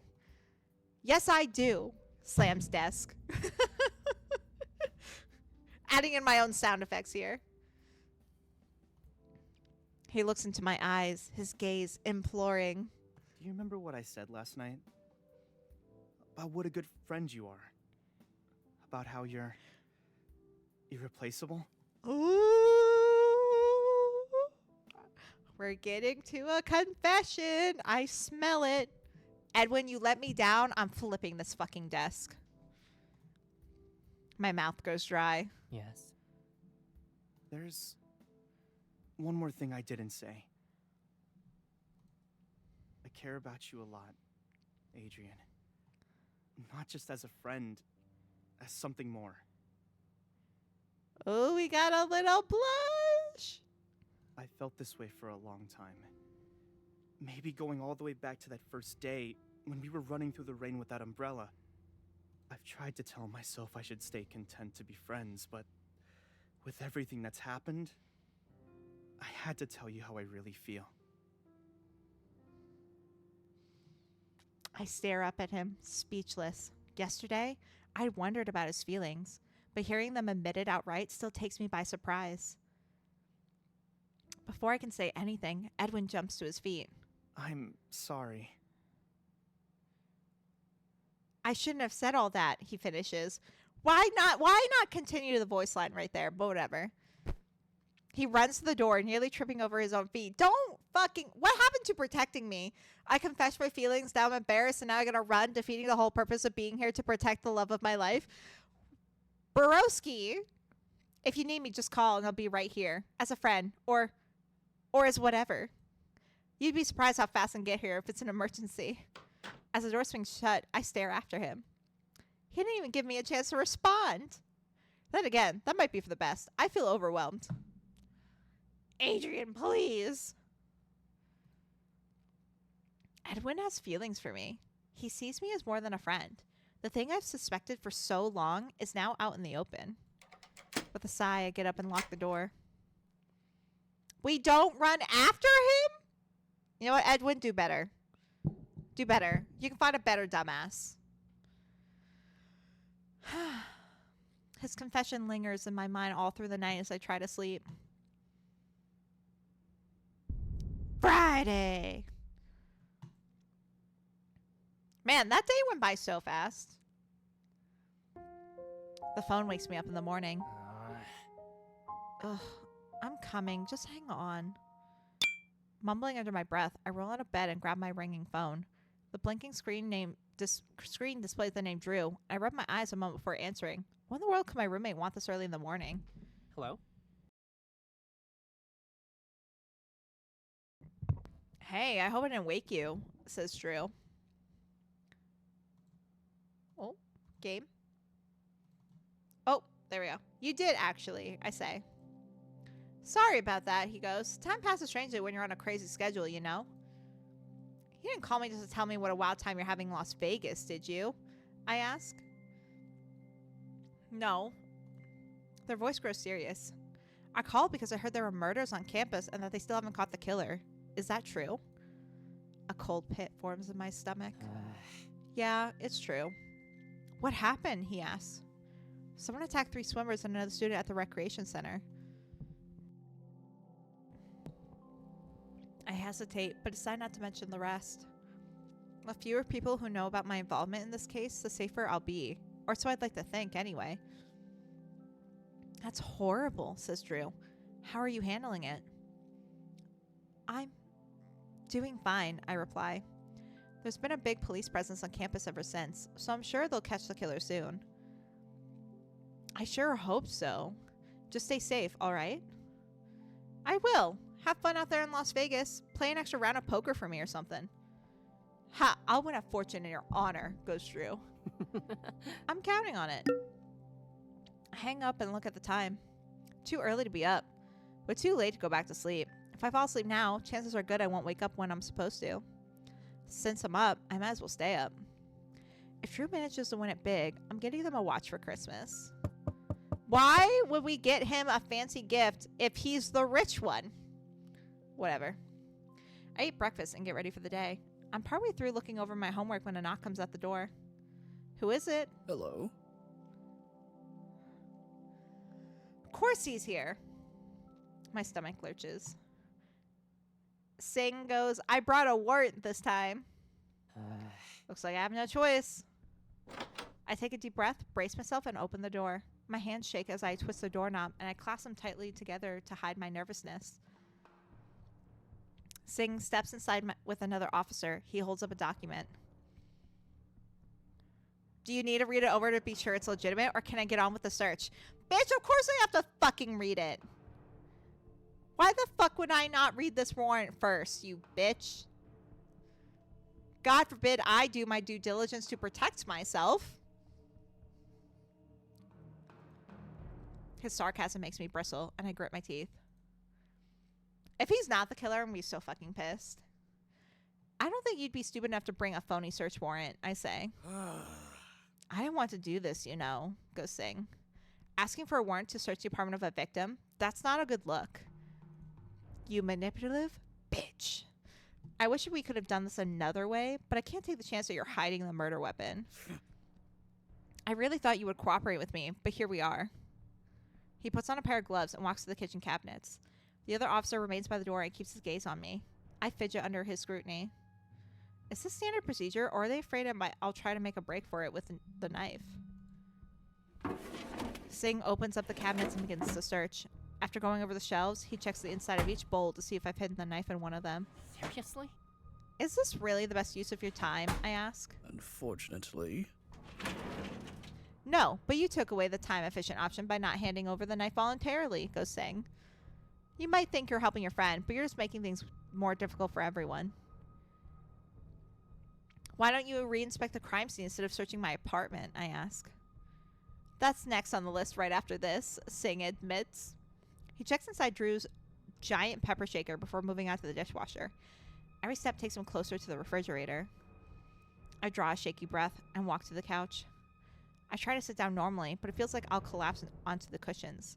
If I start sneaking glances at the refrigerator, he'll go over it with a fine-tooth comb. I need to distract myself before it reaches that point. It's all right if I do homework? I ask. Do whatever you like as long as you don't interfere with the search, goes Singh. He opens the silverware drawer. It's not like Edwin's knife even looks like the rest of the knives. That would be a terrible hiding place. I give myself a shake and grab my textbooks. Cautious of the other cops' continued scrutiny, I open the book to the section we'll be going over in class today and stare at it. The words might as well be written in Latin. I open my notebook as well and copy down the first sentence. It's meaningless to me right now, but at least it makes me look studious. Sweat rolls down the back of my neck. Every noise from the kitchen makes me twitch. The refrigerator door opens and I nearly drop my pencil. Don't look, don't look, don't look. While I stare fixedly at my textbook, every sound from the kitchen seems magnified.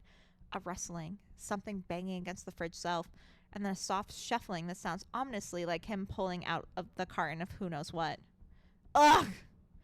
And that's the expected reaction when coming across Drew's expired food. What is this? I steel myself and turn to look. Focus. Remember how you felt when you saw it there yesterday and react accordingly. The initial reaction isn't hard, since the stench was already wafting over here. I wrinkle my nose. Ew, what did you find? I ask. I stand up and take a look at the carton. That's not something I bought. It must be Drew's. Your roommate? Asks Singh. Aren't they on vacation? Yep, for quite a while now, I reply. Ugh, I don't even know how old that is.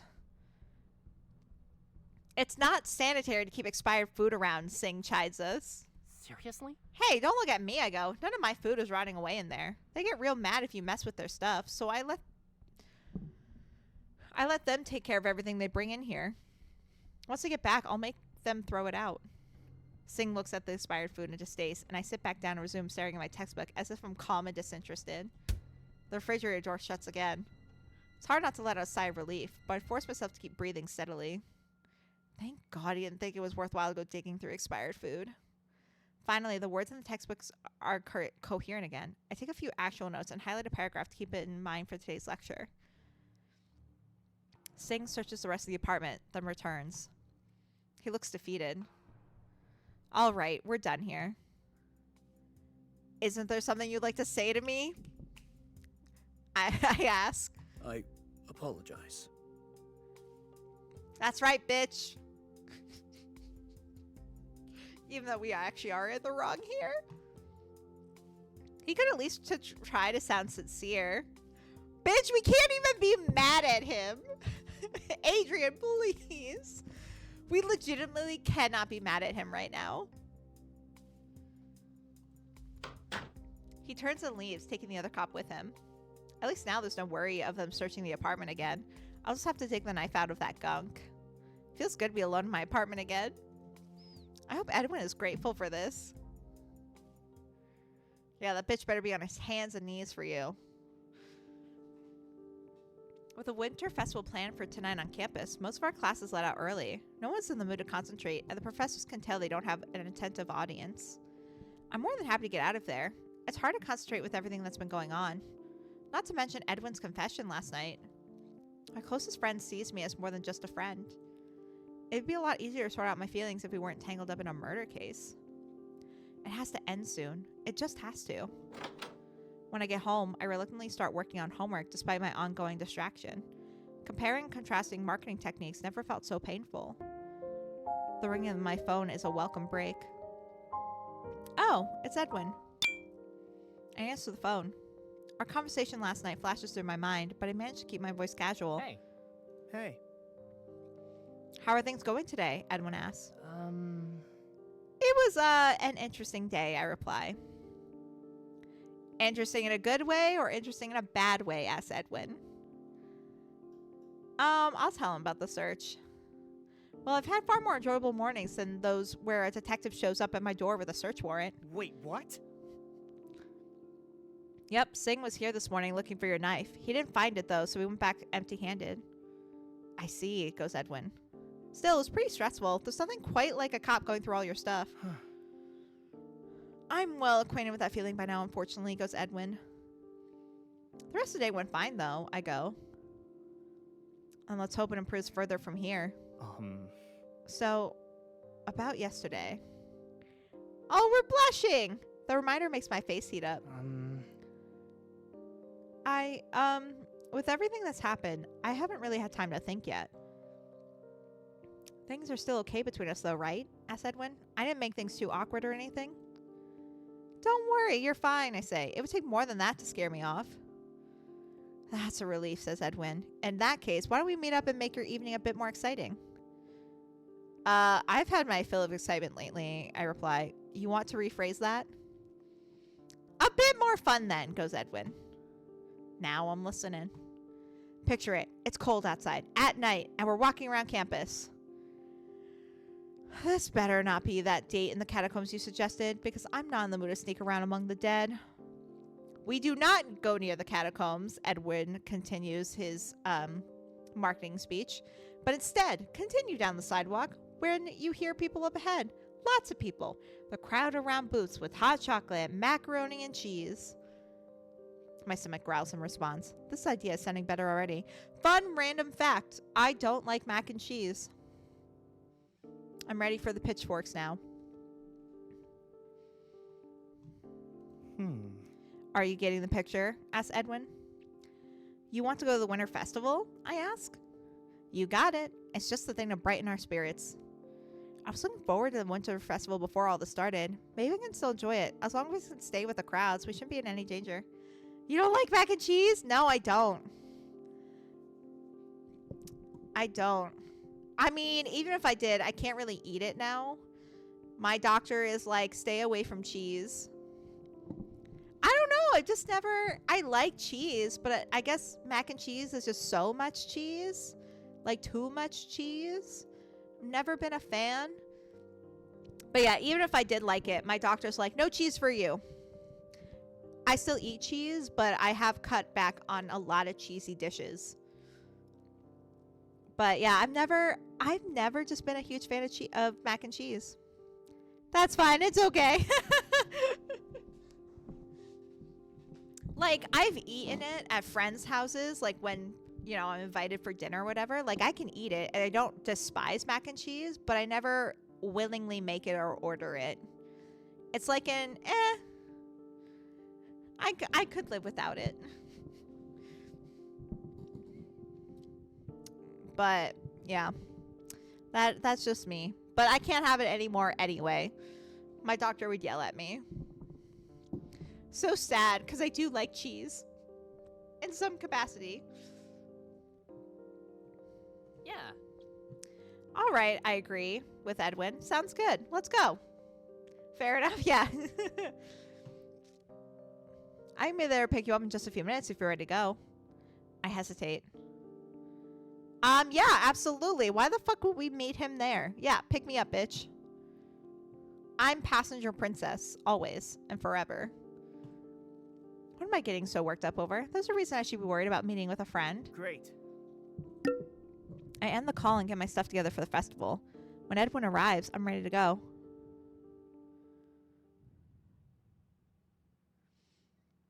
This is going to be a great night, says Edwin. Once I've settled into the passenger seat, he pulls out into the street and starts driving towards campus. You seem excited. I know you're this into the festival. No. Usually I'm not, says Edwin, but... He glances at me. Oh, and he's blushing. Getting to spend more time with you is what makes it special. So let me treat you to a good time tonight. And you won't have to worry about a thing. Aw, and we're blushing. If you can manage that, you're a miracle worker.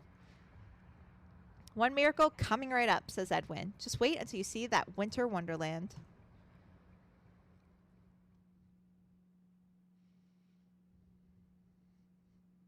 Winter Wonderland, huh? Christmas decor lines the campus sidewalks with booths set up by different people and organizations. Some sell crafts, some sell food, and some just hand out flyers for whatever organization they belong to. Not quite what you hoped for? Ooh, we got a winter festival ticket. Actually, it's better than I expected, I reply to Edwin. You should give the college more credit. When our classmates and professors put their mind to it, they can do great things. All right. Then show me the wonders of this wonderland. Dazzle me and impress me. Wow me with this amazing festival to take away all my worries. I promised I would, and I never break a promise to you. Aw. He offers me a mock bow. After you, then. Edwin leads me along a row booth set up by local artists selling gifts and knickknacks. I can't imagine setting up shop out here in this weather. I'm not strong enough for it, I ask. No. I like the honesty. What about you? Asks Edwin. I think I could tolerate the cold if I had to, but it would have to be for something I was really passionate about. And I don't have anything like that. What would I even sell? Keychains. That is so random, Edwin. Huh? Sorry, I go. Everyone has keys, right? You could get a contact with a local fabric supplier for their scraps and make plush keychains on campus. You might even be able to get a license with the college to use their logo and trademark. That would be a big seller at events like this.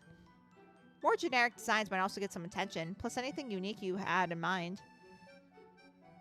Wow, I go, you've thought this whole thing through. It's guaranteed to turn a profit if you put in the effort. Focus on profits, huh? Got him. Can we move on from this conversation? I wanted more flirting. What do you expect from a marketing major? More flirting! I respond back, it seems to me there's one other marketing major here. Edwin asks, are you saying you wouldn't sit down and plan things out to put all our lessons into practice and make marketable products? You're such a nerd. Like I said, I need to have passion for whatever I'm selling. Having a marketable product isn't enough for me. Edwin goes, okay, so you find something you're passionate about and then work out a plan. What if the keychains were modeled after something you like? Like those little birds you think are so cute. You mean the Shima and Naga, I asked? What the fuck is a Shima and Naga? Hold on, I'm Googling this shit. Shima, I can type. Shima and Naga. Oh, it's a bird. It's an actual bird. Oh my god, it's cute. Hold on. I gotta show you the cuteness. Oh. Hide the game for a second. Look how cute this bird is. I want one. Well, plush. I obviously don't want a real live bird. The cats would murder it. But, like, it's so cute. And it looks so fluffy. I want, like, a little plushie. I would buy a keychain of this bird. All right, Edwin, you got me back. You reeled me in. Oh, look at its little eyes and its little beak and its little fucking feetsies. And it's so chunky. Why is it so cute? Oh my god, I need it. Exactly. Okay. I'm over it. But that was cute. I'm not surprised Adrian likes a cute bird like that, and I agree. I saw a picture once of the tiny fluffy white birds online and shared it with Edwin, and for some reason it's stuck in his memory. Yeah, you can start a whole line of Shima and Naga keychains. No. Forget the keychains. It's not happening, I go. As we reach the end of the booths and turn down the next street, where similar booths are lined up, I notice a familiar figure looking at some scarves. At the same time, she turns away from the scarves and pauses as she sees us. The three of us stand frozen for a few awkward seconds. Of all the people to see at the festival, it had to be one of the other suspects in the case. The realization sends a shiver up my spine. Yet at the same time, I can't help but feel paranoid. I have no reason to suspect Natasha above anything else, and it's not like she planned this meeting. We ran into each other by chance. Finally, I clear my throat. Hey. Enjoying the festival? I ask her. Trying to, anyway, she goes. This must be a strain on you too, huh? Asks Edwin. Natasha nods. Edwin sighs and puts his hands in his pockets. It creeps me out how the police treat me like I might be a killer. Okay, Edwin, can we make it slightly a little bit less about you? The victims were literally her friends. I was almost a victim. You haven't even been arrested yet.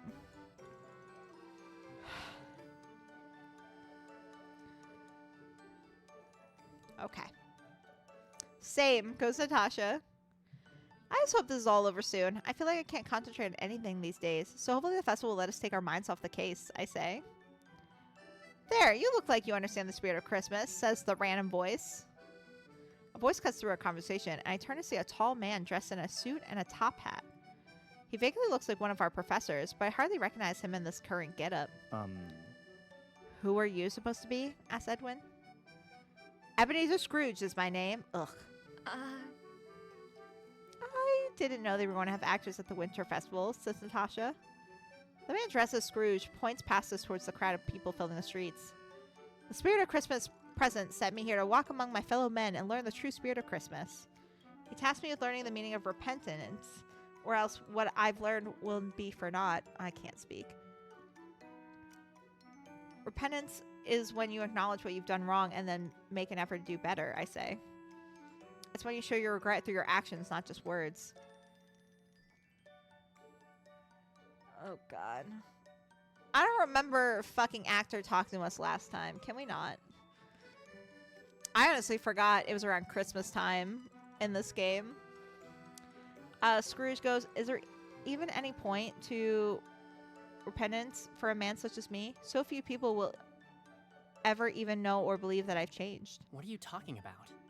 What? That's not the point, though, I say. I can't believe I'm standing in the middle of a campus festival arguing with a professor role-playing as Ebenezer Scrooge, but it's a welcome change from other recent events. You shouldn't repent just because other people will praise you for it. You repent because you want to do the right thing.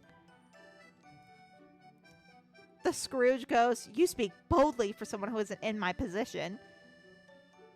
People around us stop to look at Scrooge, shouts in return. Do you always confess to your misdeeds then? No. If you could get away with it, you would hide your misdeeds as much as anyone else. God.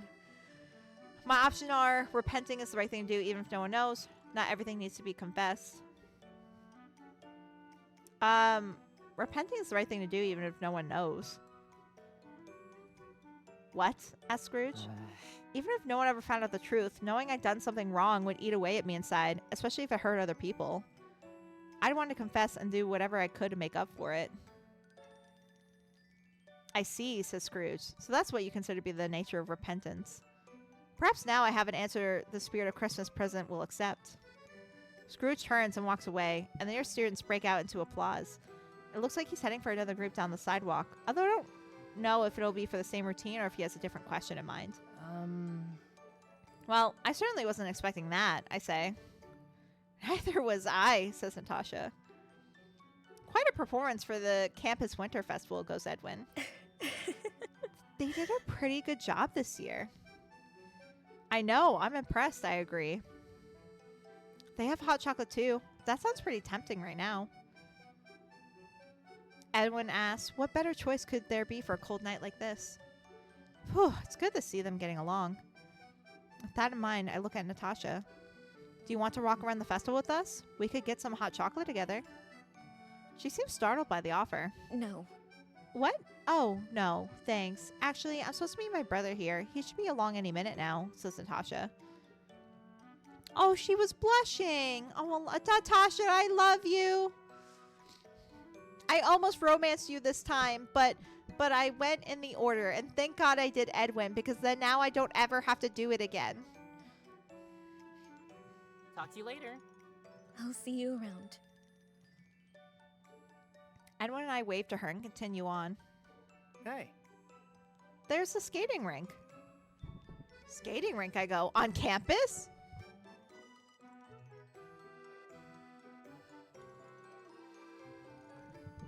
He grabs my hand and tugs me toward a group of people clustered around a small clearing with spotlights shining onto it.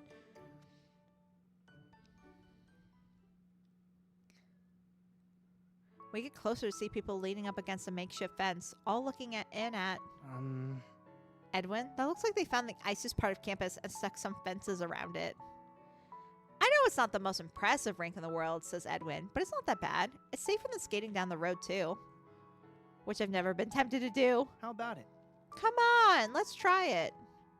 Do you know how to skate? I ask. Yeah, I've skated before in New York. You? I've skated before with roller skates in middle school. Sort of? His smug face is really pissing me off. Just think. We're getting him over with. See, this is why I have my routine. I rank them and who I'm most interested to least interested. And then I go in order. I typically do my second favorite and then least favorite and then the meh and then the other meh. And then I end with the most favorite. And the ranking could change as I romance people because people can surprise me. But yeah, I actually did not follow the rules initially. I started with Fawn, who was my favorite. I should have actually started with Natasha. And then probably did, oh God, I'm staring at, I've been saying his name all night, Edwin. And then it would have been Sing, and then it would have been Fawn last. But we went slightly out of order. It's fine. We're back on track. I love all these aggressive emotes. So great. I also love that these are all named Yandere. I found an artist that does Yandere artwork, and I so badly want to commission my model for it. It wouldn't be like a PFP or anything. It'd just be artwork, and I'm debating it. I'm saving up money for it, because then maybe I could sell it on a t-shirt or something. Just put it on a t-shirt. I'll get the permissions for the artist. It'd be great. Get my own limited edition Leah merch.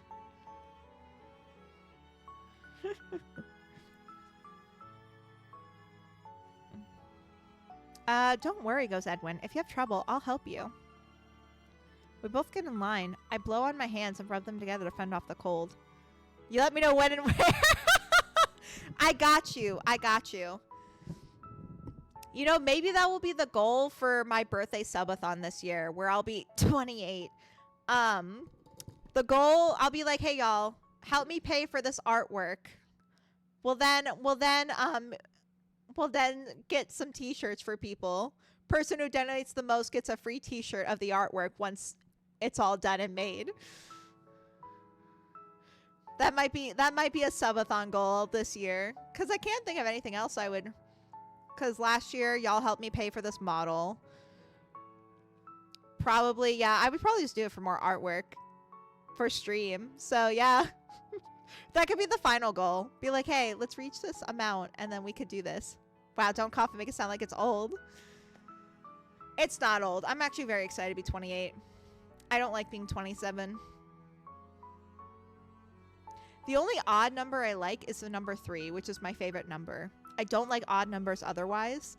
So I'm very excited to be 28 because I'm like, yes, finally, an even number. Yeah, no, I fucking hate odd numbers. But even though, ironically, my favorite number is an odd number. I know, I'm weird like that. Girl, I'm gonna be 32 this year. Oh, you say your age every time, and I forget because of my ADHD. You're not. I always say you're not that much older than me. See, and look, you'll be an even number too. That's awesome. Congratulations. You're not old. I'm not old. We're not old. Sin, if you're old, I'm old. Are you calling me old? Does it look like I have wrinkles right now? If Cece was here, they'd be making fun of me. Cece makes fun of everyone. Cece makes fun of me. You think you get bullied the most? Imagine having Cece IRL. You could never be old. Aw. So sweet. I say this with love, but Cece is my biggest bully / lover. But yeah, no, we're not old. We're not old.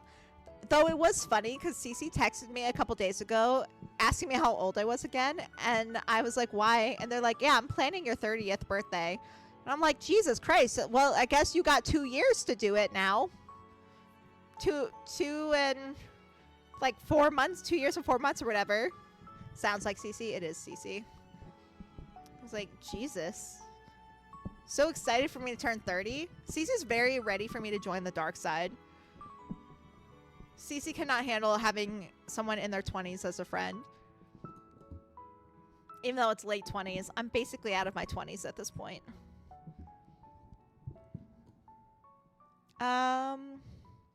I don't remember if I read this. Beside me, Edwin leans against the fence and looks out at the attractions, but it feels like he's watching me from the corner of his eye. Huh? I can feel you looking at me. What? Do I have something on my face, or are you afraid I'll disappear? I asked. Do I have something on our face? Edwin wants to kiss us, you dope.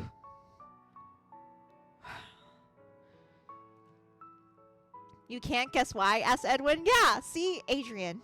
Adrian, you recognize this bitch has feelings for you, but not that he wants to kiss you?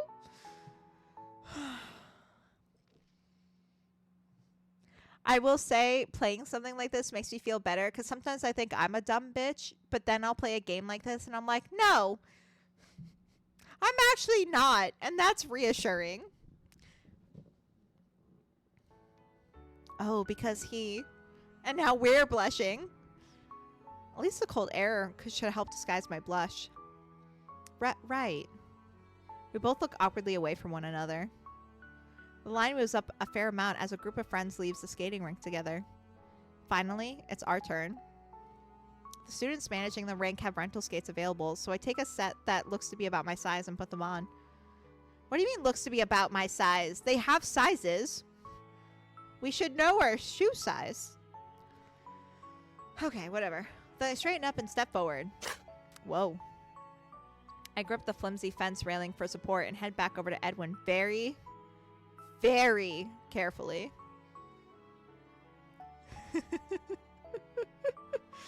I love how you all have all these different face palms.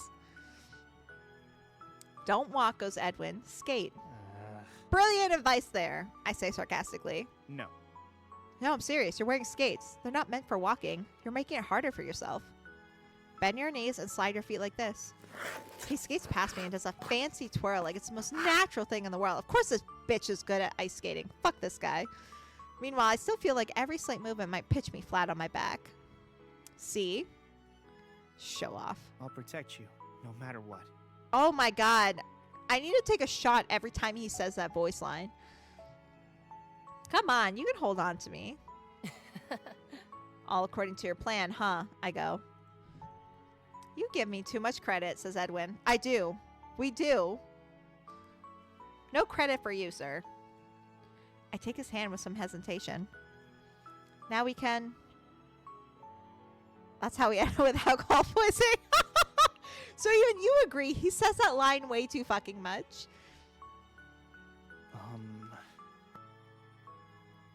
Adrian, let go of the railing. My objects are all right.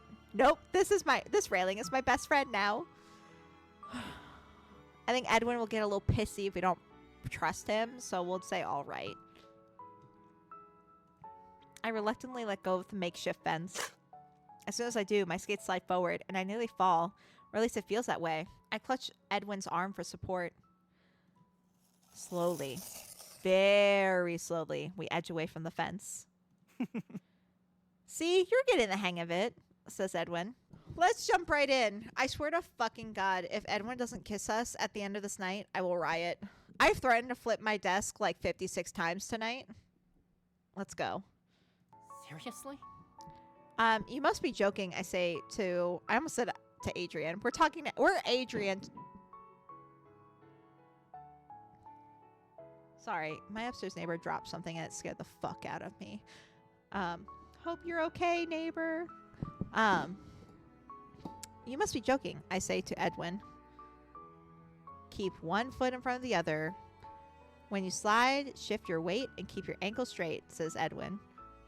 Despite my efforts to do what Edwin described, it doesn't go nearly as well as it does for him. While he's gliding along like he was born on the ice, every step I attempt feels like I'm a second away from disaster. You know, the more you panic and flail, the worse you make it for yourself. Stay calm. This bitch says stay calm to me one more fucking time.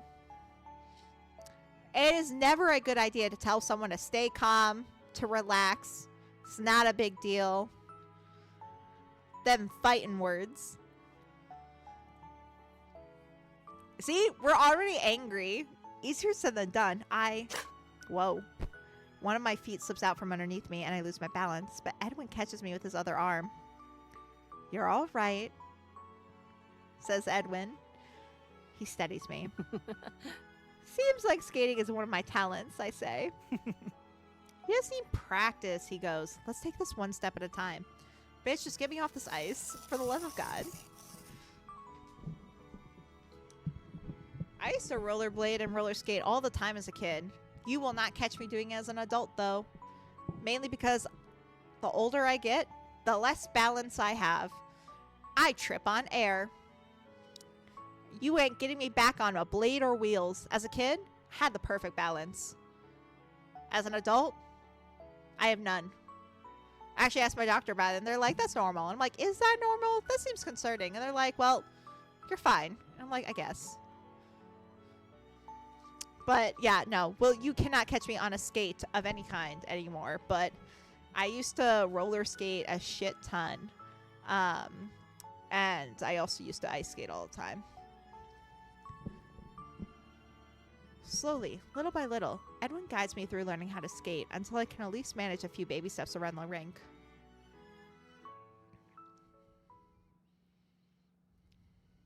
The festival is more crowded now than when we first arrived. Lively conversations and laughter fill the air, along with Christmas music being played by some of the booths. Edwin leads me to the stand handing out hot chocolate for free. There's a line, but it's moving quickly enough that we don't have to wait too long to get before we get ours. Nothing better than a cup of hot chocolate in weather like this, right? Asks Edwin. He takes a sip of his and chokes. What if it's too late to warn your friend not to get any? Oh no, not bad hot chocolate. I look down into my cup. Calling it hot chocolate is a stretch if you judge it by its looks alone. Chocolate-flavored water might be a more apt descriptor. I had someone tell me the other day that drinking hot chocolate made with water is superior than hot chocolate made with milk. And I legit think they're a serial killer. It was a coworker of mine. I was literally like, that is insane. Even an alternative milk is better than water. You cannot tell me hot chocolate made with water is superior. Absolutely wild. And if you feel that way, absolutely fucking wild. Just saying. Think anyone is selling real hot chocolate around here? I ask. It would be a brilliant sales move, says Edwin. We head off through the throng in search of a booth selling hot chocolate. Ah, what about this one? That one. I stretch onto my tiptoes and peer at the cup held by a woman walking away from the booth in question. Despite the skeptical look she gives me, bitch, I'll stop her. I'm that person that will stop someone like at the farmer's market and I'd be like, oh my god, that looks delicious. Where did you get it? And I do it in my girly pop voice. And they're always like, oh my God, it's so good. Just head down to that booth over there. It's called so-and-so. And I'm like, thanks, babe. And then I go get my treat. I'm not going to just awkwardly stare at someone and be like, what does the label on their cup say? Fuck. If it's for good food, I'm shameless. No. Nah, that's soup, I say. Well, that's disappointing. Maybe that one over... Never mind. They're selling fudge. I'd settle for fudge. Great. Fudge it is then, goes Edwin. I haven't had... Now that I think about it, I haven't had fudge in fucking forever. I feel like that's not... like a West Coast thing in the United States. Like, on the East Coast, I find a fudge shop, like, everywhere. I can't escape fudge. But here, I don't, like, ever see fudge. Interesting. Same thing with taffy. Taffy is such an East Coast thing. Specifically saltwater taffy, but... I mean, I know you can get some probably, like, California and stuff, but... when I was in California, I actually didn't see any. Also interesting. We get in line, and I rub my hands together against the cold. The one in front of us turns around with a grin. Hey there. Fun! We romanced her, for those who don't know, in the first time we played this game. Love of my life, Fawn. You're so cute. Small world, huh? Asked Fawn. Hey. Edwin, stop looking so upsetty spaghetti. Jesus fucking Christ. He just is such a sourpuss. Here to get your minds off the case? Asked Fawn. Yeah. Pretty much, I go. I know the feeling. Honestly, I wish Nick would do the same. He's been going in circles about this investigation. He should really take a rest so he can come at it again with a fresh mind. That's how he always is, though. I guess it's hard to blame him. We're dealing with a murderer who had been able to evade the police for the better part for a week already.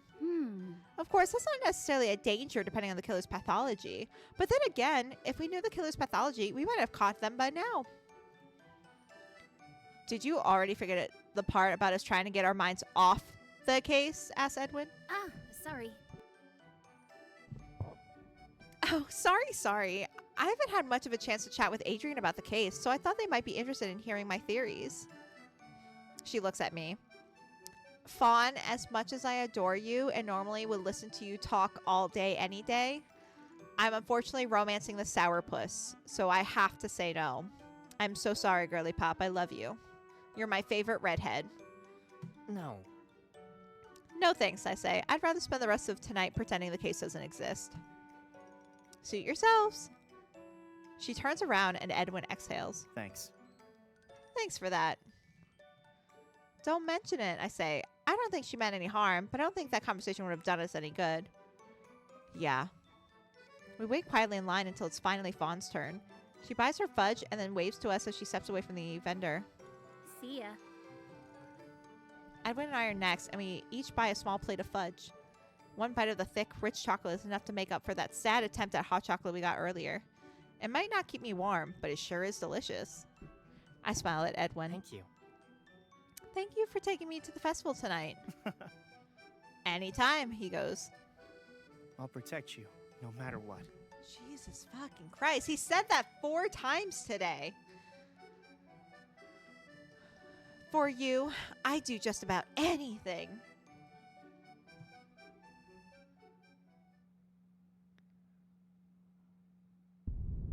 Saturday. Day 6. Wow, we're like going through these days. I wake up late in the morning and stare up the ceiling instead of getting out of bed. It's hard to believe it's been less than a week since my life was upended. Now the weekend is here at last, a welcome break after the exhaustion of the last few days. Meanwhile, I might feel like my life was being tossed into chaos even without the murder case, thanks to my feelings towards Edwin. Edwin and I have been close friends ever since we met. But now, I'm not so sure what I feel is friendship. I know for a fact he sees me as more than a friend.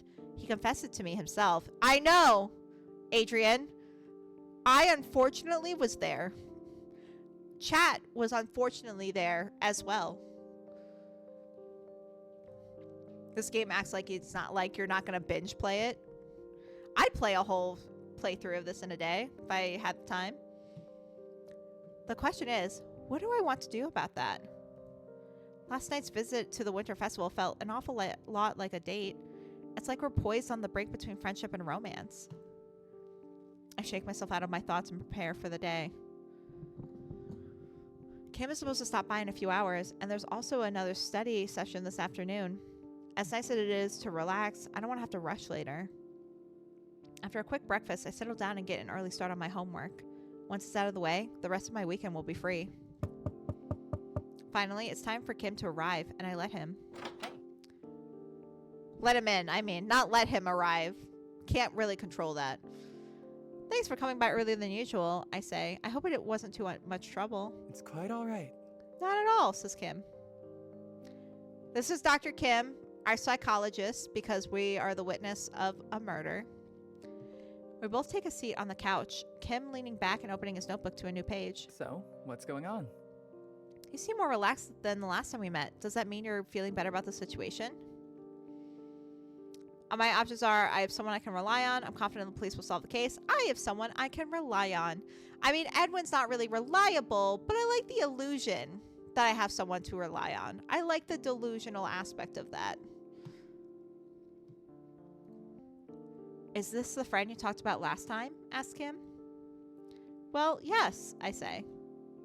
Does that mean you aren't upset over his involvement in the case anymore? Well, I think through everything that happened with Edwin and take a deep breath. I wouldn't say that exactly. It's still in my mind that he's a suspect, but I doubt I'll be able to stop thinking about that until the case is wrapped up. But I guess I've realized that as long as we have each other, we can face whatever happens, no matter how hard it gets. Even that means I need to lie for him. Just the way you said that, it makes me curious, Kim replies. Is he just a friend, or do your feelings go beyond that? Oh, we're blushing! That's something I've been thinking about too. Kim makes a note and I fight the urge to look at what he's written down. Kim and I talk for a while longer, but it feels like a simpler session than last time. I know I still need to watch out for the killer, but my immediate concern right now is how I feel about Edwin. And that's not a conversation I want to have with Kim in detail. Maybe you can tell, because he doesn't press the point, he leaves sooner than usual, allowing me plenty of time before the study session later today. I'll just check my phone. I reach for my phone in its usual spot, but it isn't there. Oh crap, where did I put my phone? I searched the entire apartment, but I can't find it. I remember talking to Edwin on my phone before going to the festival, so I must have lost it sometime after that. Since Drew and I both have cell phones, our apartment doesn't have a landline hooked up. It doesn't seem worth the extra cost for the use we'd get out of it. Now that makes me feel vulnerable. Maybe it's best if I head to campus early. You know, I was just thinking, you know, the last time we did this playthrough, our killer, like, stalked us. And I guess because it's not the same killer, the same thing won't happen. But, like, I'm like, what is happening with the investigation? We're not being stalked, except for the one time someone, you know, followed us. This killer's a bit boring. Where are the other attempts, sir? Where are the threats? That's why I can't figure out who it is. They're not giving me any attention. I'm feeling neglected by the killer.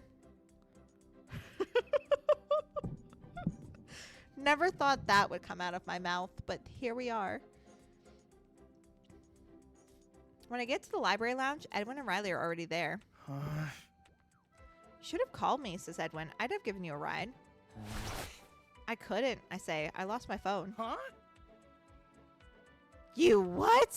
Asked Edwin. I know I had it before the festival last night, but I can't remember seeing it afterwards. I searched my whole apartment, but I couldn't find it anywhere. How could you lose your phone? Asked Edwin. Especially at a time like this. This is the last time you want to be without your phone. Edwin goes, pretty sure they didn't lose it on purpose. I know that, but it's possible I left it in your car, so could you look for me when you get a chance? I ask. Sure, no problem, Edwin replies. I'll protect you no matter what. Borowski. God, I really would get alcohol poisoning if I take a shot every time he says that. And if it's not there, I'll stick with you until you get it back. Thank you. The door opens again and Clara joins us. She looks around the lounge.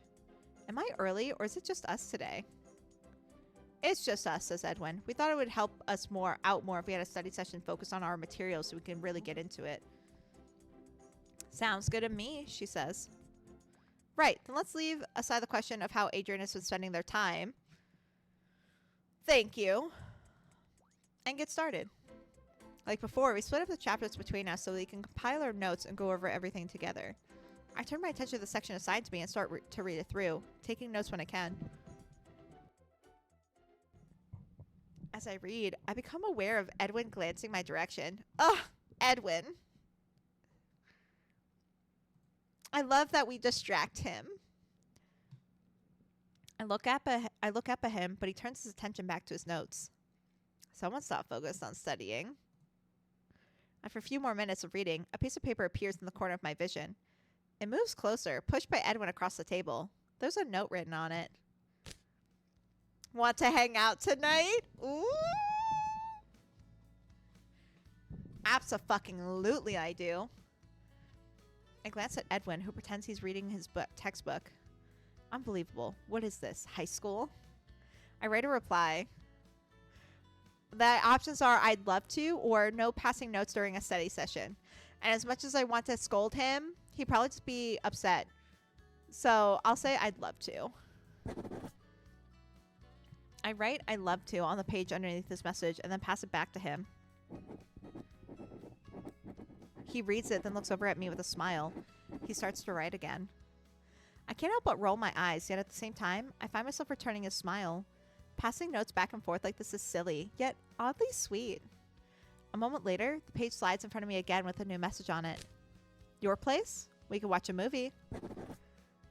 I write back, sounds good. What time? I pass the page to Edwin and try to focus on studying, but now my thoughts are abuzz with plans for tonight. Watching a movie with a friend is nothing unusual. Nothing to get worked up over.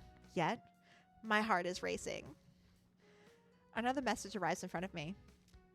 I should be free all day, so what time works well for you? Maybe 7? Unless you want to have dinner together first. I'd be happy to treat you.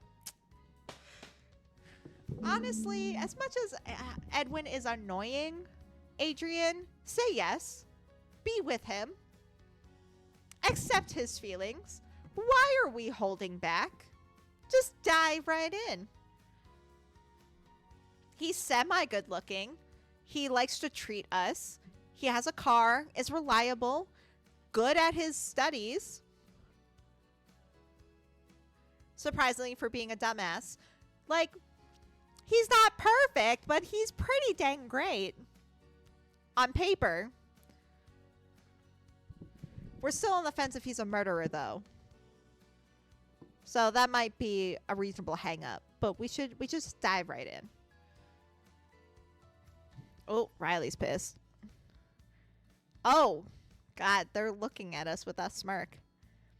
The sound of Riley clearing his throat makes me snap my head up. He and Claire are watching the two of us, amusement evident on their faces. Something we should know about? Asks Riley. Should we leave you two alone? Goes Clara. Seriously? Cut it out, you guys. It's not like that, I say. I don't know. I've seen Edwin look at you that way before, but I've never seen you do the same until now.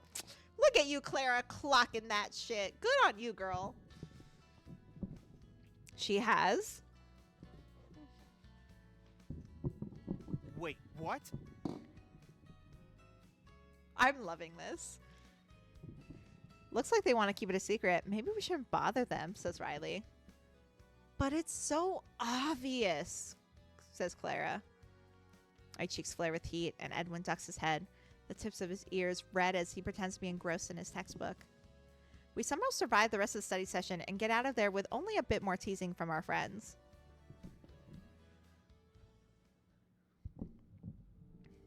All right, Edwin should be here any minute now. I take a deep breath and look around. I did my best to clean up after I got home, so the place looks decent. I try to keep things tidy anyway, and Drew isn't here to make a mess. Edwin's used to his nice fraternity, though. That building was pretty fancy. This apartment might not compare in his eyes. Hey, quick question. Why are we not freaking out about not having our phone? Like, we're not even sure it's in Edwin's car. Why are we not having it looked into? Why are we not getting a replacement phone?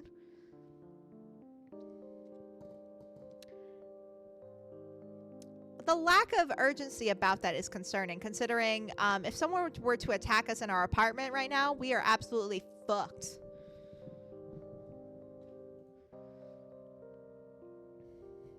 What's gotten into me? Edwin and I have hung out plenty of times before. It's not like this is a date. Or is it?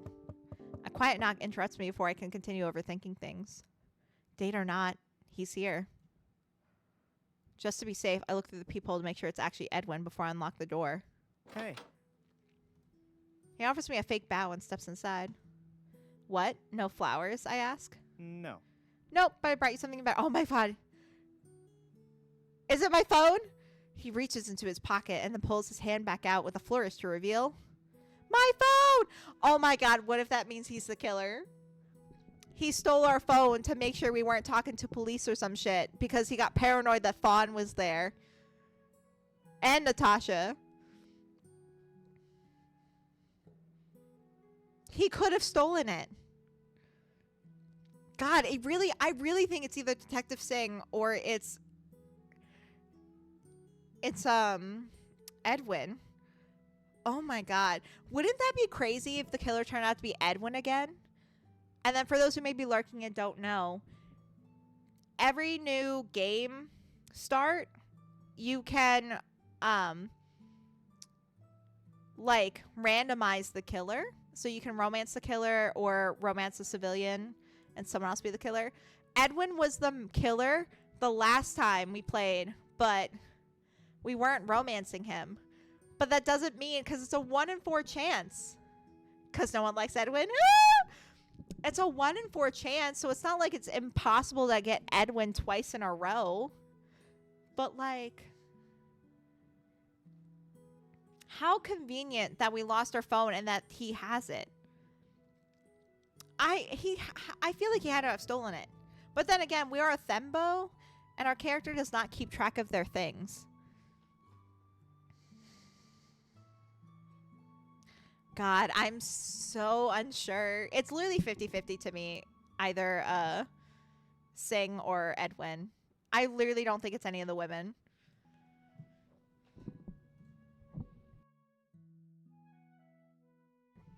I found it on the seat. It must have fallen out of your pocket. Thank you so much for finding it. I didn't know what I was going to do. Anytime, he responds. I take the phone back and check through my history to make sure I didn't miss anything urgent. One less thing to worry about now. What would you like to eat with tonight's special feature? What are you supposed to eat during a movie? Popcorn, of course. Oh, my thought would have been pizza. I like popcorn. I don't eat it very often. Even when I go to the movies, I don't really get popcorn. I'll get like pretzels and cheese. Ooh, that sounds dope. Or nachos. Ooh, I love nachos.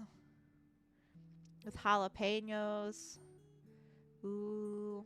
God, I'm fucking hungry. I had dinner. But yeah, I don't really get popcorn. And if I'm at home watching a movie, it's pizza. I'll eat my weight in movie theater popcorn. I come back to popcorn. Popcorn!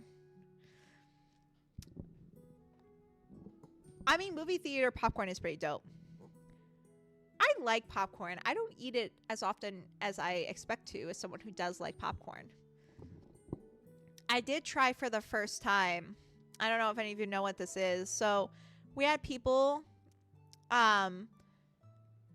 from I say from our other campus at the university I work for, but they technically are remote workers and they live in Chicago. And they're like, "Oh, we brought you Garrett's." And I was like, what the fuck is Garrett's? But apparently they're a very popular popcorn company. And they were like, yeah, here, try some. And it was fucking good. So I very much enjoyed it. And then I looked it up online and I was like, that's expensive popcorn. So probably won't get Garrett's anytime soon. But it was very good. I love caramel popcorn or just regular butter popcorn. Those are my go-tos. I state to Edwin, I thought you were more of an ice cream guy. Huh? I mean, popcorn can be a healthy snack. So, like, I wouldn't feel too guilty about it. It just depends on what you put on the popcorn. Now I want popcorn. Bruh, I just go to the movies this weekend just to get some popcorn. Movie theater popcorn. What is even playing right now?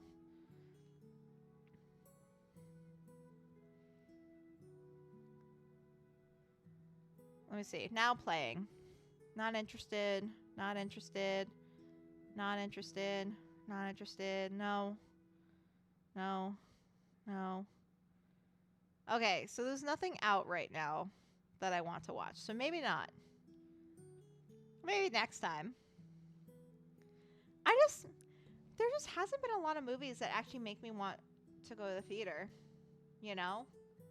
The last movie was the Eternity movie. Which, I mean, wasn't out long ago. Though it's no longer in theaters anymore. Sad. Fuck the Melania film.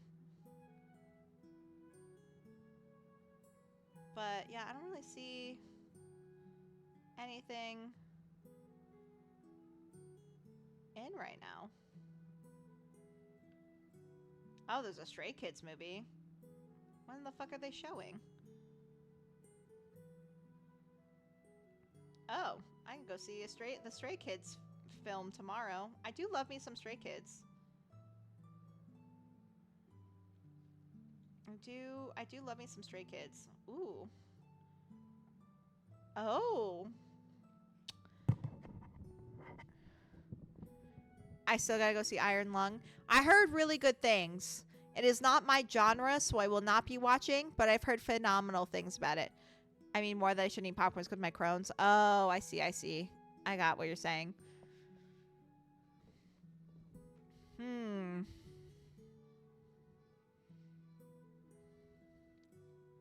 I could go see Stray Kids on Valentine's Day. No one's bought these tickets yet? That's insane. Just have a hot date with my Korean men. And Cece, because Cece and I are hanging out on Valentine's Day. That's an option.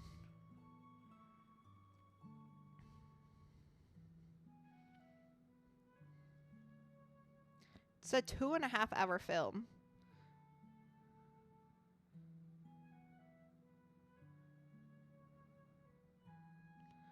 Could be an option. Sorry, I got distracted. ADHD. I mean, I know technically I can just go in to a movie theater and just buy popcorn and leave, but The Bride? What's The Bride? Hold on. Let me look this shit up. I like rarely see movie trailers. Oh wait, I did see the trailer for this. I lied. I saw it literally yesterday.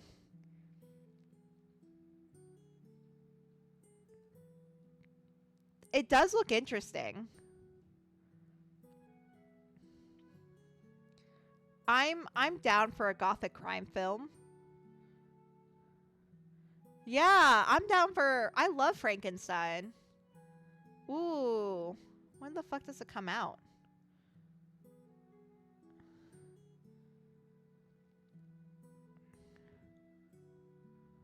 Hold on. Theater release date. March 6th. Okay. Okay. A little less than a month. It does look good. You know what? I would go to the movies for that. Yeah, I literally just saw the trailer yesterday.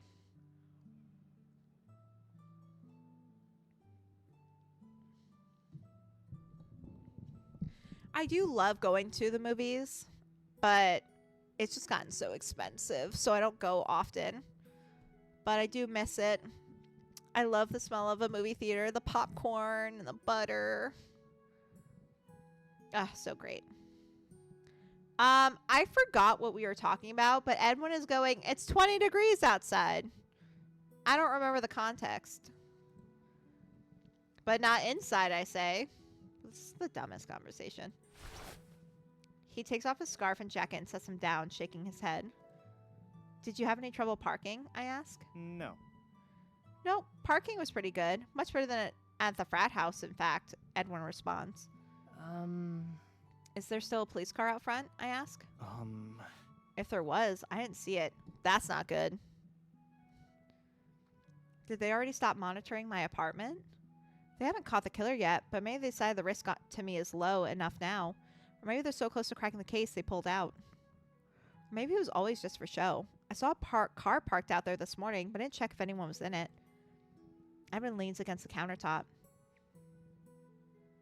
They were supposed to monitor your apartment until they caught the killer, right? He asks, just in case you might be targeted.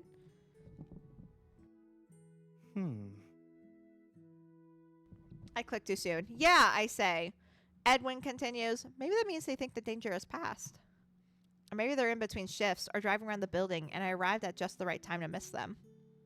Don't let it get to you. Thank you. You're probably right, I say. Thanks. I'll get the popcorn. In that case, I'll find us a good movie to watch. No horror or murder. He sits down on the couch and grabs the remote, and I head into the kitchen. Kettle corn or movie butter popcorn? I know he likes butter on his popcorn, so I'll play it safe and go with that. I throw the bag of popcorn into the microwave. I love kettle corn. I love anything sweet. Give me some kettle corn. I know most people don't like it, but I love kettle corn. Anyway, I throw the bag of popcorn in the microwave and get out some drinks while it pops, but my mind wanders. The case feels like it's hitting dead end after dead end. Maybe that's just my perception. Singh could call any minute now to let me know that I don't have to worry anymore. Please. I just want this nightmare to be over. The microwave beeps, so I take the popcorn out. Drinks in hand, I finally join Edwin on the couch. I glance at the TV to see him scrolling through horror movies. What the fuck did I just say? Why are we going through horror movies? Is he expecting me to curl up and hide in his arms? I blush. Sit. My cheeks heat at the thought and I clear my throat. Dinner is served. Movie butter, he asks. Yeah. Movie butter, I confirm. You know me so well. I try. He takes a handful of popcorn and turns back to the TV. You picked a horror movie, huh? It's a ghost story, says that. Why would... I just don't understand. We can't talk about the case because it brings up bad memories for both of us. We couldn't handle a wolf documentary because it felt like we were prey. But we can handle a horror movie, and Edwin thinks we can do that? He's the serial killer. I swear to fucking God. Even if he's not legitimately the serial killer this time, he's still a serial killer. In the making. I swear to fucking God. New evidence acquired. Movie poster. Hold on, I just want to look.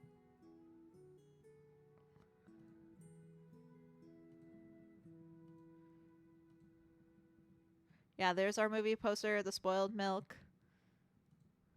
Interesting. Since when have you been so fixated on ghosts? It's better than thinking about flesh and blood killers, right? You know what could have been great, Edwin? A romantic comedy. We could have watched Heated Rivalry. We could have watched literally anything else. Like, we could fucking watch Care Bears. That would be better. I'm down for some Bluey. Like, what the fuck is this shit? Also, Sinister. Interesting parallel, don't you think? Fawn got into ghosts as well towards the end of her route because she was switching from doing murder cases to mysteries.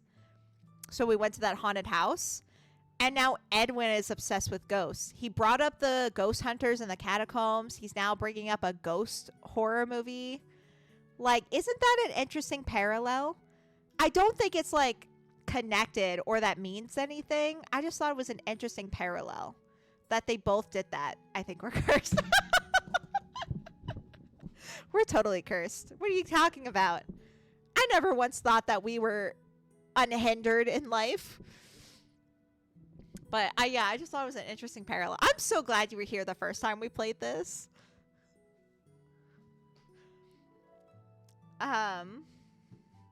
Yeah.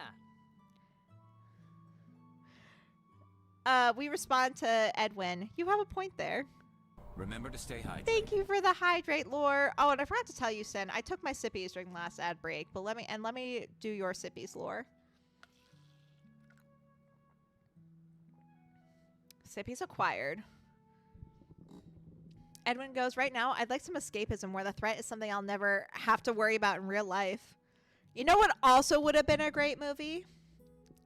Besides a horror movie, as we are the witness of murders? Jumanji. I mean, there's death in Jumanji, but that's not realistic. We don't have to be worried about being sucked into a video game. Could have watched The Rock. Could have watched Kevin Hart. Could have watched Jack Black. But no. We chose a fucking horror movie. So dumb. Want to escape some... I fucking hate this so much. I make a comment. I see you've decided where you fall on the do you believe in ghosts question. Let's relax and enjoy the movie then. Yeah. Yes, let's. He starts the movie with a slight smile. I scoot closer to him. Not too close. Just close enough. We scoot. Wait, is this too close after all? Or am I overthinking things again? Before I can think about it any further, something brushes my arm, and I freeze. That was Edwin's hand. He slowly puts his arm around my shoulders. All right, Edwin, I see you. I see you. I guess I'm not too close. Adrian, you're overthinking. This man wants you. He wants you. You could sit in his lap and he'd be happy. Actually, you should sit in his lap. Like right now. Go do that. I risk a look at him just as he leans towards me. His lips brush mine! Oh my god! Okay, we can kiss him or we're gonna pull back. Oh, we're gonna fucking kiss this bitch. I may not like him, but we're gonna hate kiss him. Ooh, and we got a CG! Although my heart feels like it's about to pound, it's way out of my chest. I kiss Edwin back. His lips are warm, and I feel dizzy. He angles his body towards mine and slips his other arm around me to pull me closer. Ew, Edwin kiss! I fall against him and catch myself on his shoulders. Adrian, that would have been a perfect voice line, but we were robbed. We just get the, I would protect you, no matter what. He breaks the kiss only to murmur my name before kissing me again. He runs one hand through my hair. The movie is forgotten. Suddenly, my phone starts ringing. God damn it, phone. Still flustered, I grab it and look at the caller. It's Singh. Huh? What could he want at a time like this? I ask. Who? Asked Edwin. Detective Singh. Of all the people to interrupt tonight. He sighs and shakes his head. Although I suppose it could be good news. Either way, you better answer it. He pauses the movie. That we are totally not watching. I don't think there's a need to pause it. We weren't paying attention. Right. I answer the phone. Hello? Is everything all right? What a way to start the conversation. His voice is grim. He doesn't give me a moment to respond before he continues speaking. Listen to me carefully. Oh, God. Fucking anxious, y'all. We found new evidence that suggests Edwin was at the crime scene. What? I think internally. Everything blurs. The world feels like it's falling down around me. If what he's saying is true, there's a good chance Edwin is the murderer. That would mean the person who tried to kill me that night is sitting in the same room with me right now. Are you okay? Adrian, is everything all right? Asks Edwin. He gives me a worried look. I meet his gaze and manage a weak smile. Don't panic. Just don't panic. Is everything all right? Adrian, is something wrong? Did you hear what I said? Asked Singh. It's just a shock, that's all, I state. I glance at Edwin and my breathing constricts. I look away. This is all happening so fast. I hardly know what to think. Are you alone right now? Oh. Oh, interesting. Let's save. Here's the thing. He didn't say what the evidence was. Should I still lie and say I'm alone? I did say I was ride or die. We're a thembo until the endbo. Let's go. Yes, I say. The lie leaves my lips so easily it makes me dizzy. What am I doing? Why would I lie to a detective after what he just said? Yet something about it feels right. I'll talk to you soon. All right, stay where you are. I'm on my way over. Wait, why? What? Why? All Singh should say is come to the station. Why is he coming personally? Why is he not giving me more information? Actually, why would he tell me that? He technically should not be telling me shit until an official arrest is made. Oh my god, what if it's Singh? Oh my god, it's Singh. God, it's one of these two fuckers. I think it's Singh though, because he's so intent on pinning it on Edwin. It's got to be Singh. He's got to be the killer. I swear. I can't.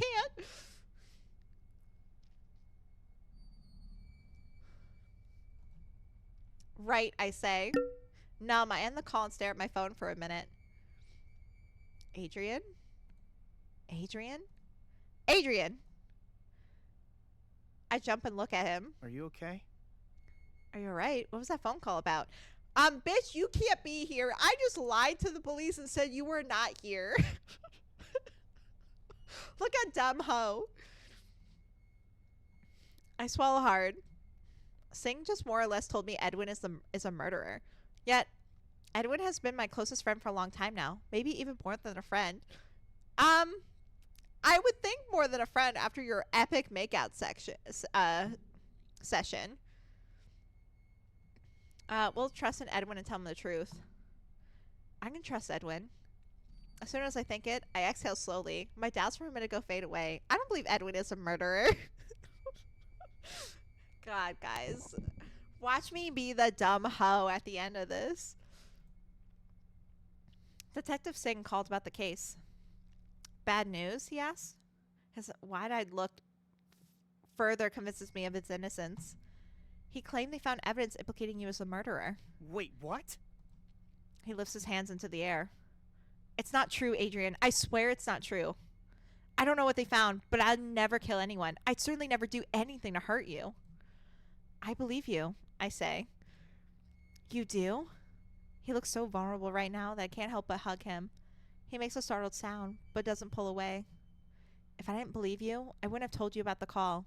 I trust you more than anyone in the world. Aw, thank you, he goes. His voice cracks. You don't know how much that means to me. But why would Singh sound so certain if he wasn't sure? Uneasiness fills me and makes my stomach churn. We sit in silence for a few minutes, and then Edwin gets out his phone.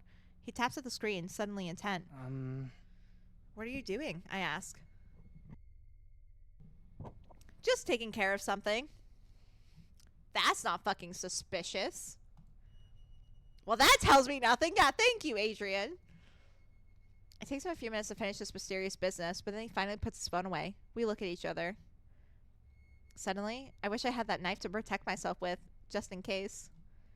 Excuse me for a minute. Oh my god, we're gonna open the fucking shit. Edwin gives me a curious look, but I hurry to the kitchen and open the refrigerator. Drew's carton of mystery food is still at the back. I pull it and open it up. The stench seems even worse than before. Ugh, what are you doing in there? Asked Edwin. Trust me, you don't want to know, I respond. I fish out the knife and clean it off in the sink to get the worst of the gunk off. Then I slip it into my pocket. Hey.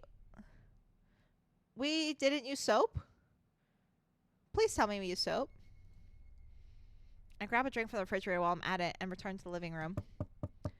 A knock at the door nearly makes me jump out of my skin. We don't tell Edwin. We say we trust him more than anyone else in the world, and we don't tell him Detective Singh is coming over. That's wild to me. That must be Singh. Edwin gives me a worried look, and I reach out and squeeze his hand. Don't worry. Whatever this is about, we'll straighten it out. I take a deep breath and hurry to the door. I peer through the peephole to make sure it's Singh. The detective is standing alone in the hallway. His expression is almost blank. Singh is the killer.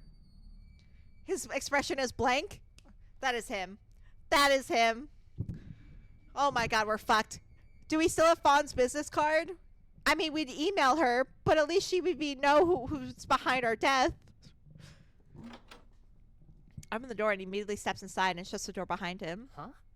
Detective Singh. Alarm bells go off in my mind.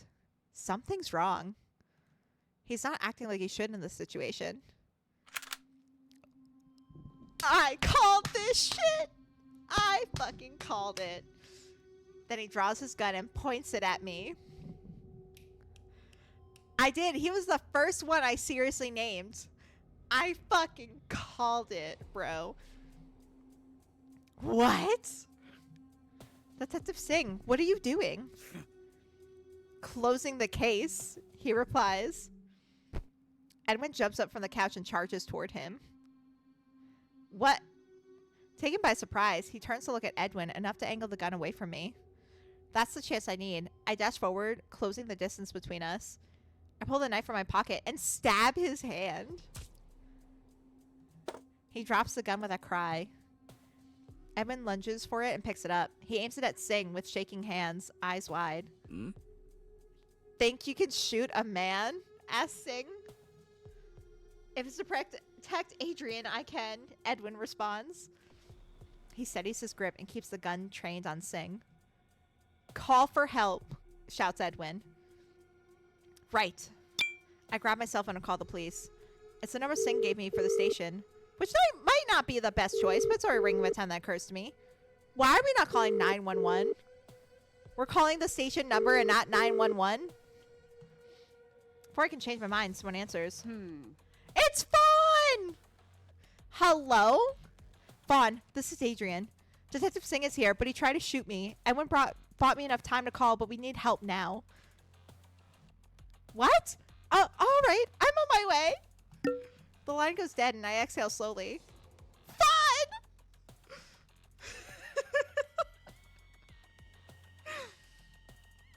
At least she believed me right away instead of asking a lot of questions. Now we just have to trust the police to get here quickly and handle the situation. Don't hang up. What? Oh my god. We obviously need an ambulance at this point. Like, what is going on? I sure hope the rest of them turn out to be more reliable than Singh. What a fucking line. What a fucking thought to have. Man, I hope these people aren't serial killers too. What kind of police station is this? Yeah, like Fawn couldn't hand the phone off to a fellow officer while she and other officers went to the situation. That way they could get updated on the way. But that would be too logical, Sin. We don't have logic in this game.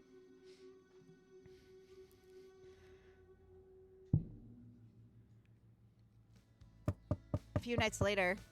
Oh, that's it. It's over. Oh my god, we skipped so much. We skipped so much happening. Game developers like, Fawn's on the case, wrapped up. There's no issues anymore. We're done here. Thank you for the biddies. Yeah, same. That's wild. Anyway, a few nights later, a knock comes at the door, and I hurry to get it. I peer through the peephole and then pull it open. I hope I'm not late, says Edwin. Not at all, I go. I was just getting the snacks ready. Let's just hope this movie night goes better than the last. What the fuck is this game doing to me? I swear, it's making me crazy. I'd be happy with that incident being a once-in-a-lifetime experience, says Edwin. That night, Fawn sent in reinforcements to take Singh into custody. Actually feels like he gave up once I called for help. They're still trying to figure out his motive, but the general feeling is that he intended to kill me and frame Edwin for all the murders. Once I told Fawn, that option was off the table, so it was no longer worth killing us. When the cops burst in while I was standing there holding Sing at gunpoint, I really didn't think things were going to go well for me, says Edwin.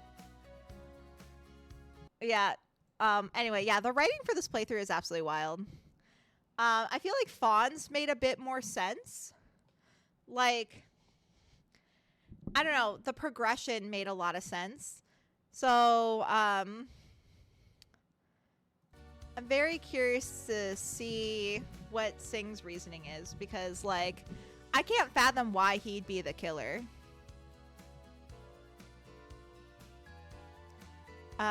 We say, good thing we had Fawn on our side.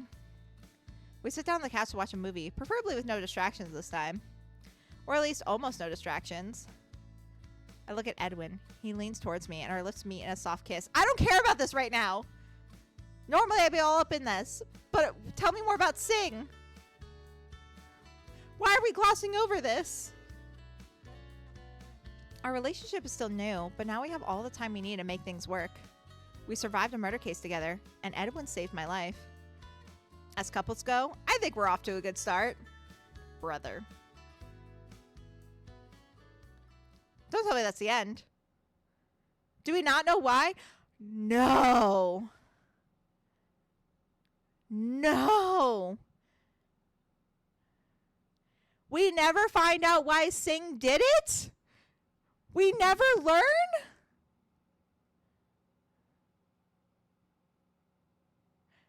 I didn't miss anything, right? I didn't miss any dialogue. We don't learn why he did it?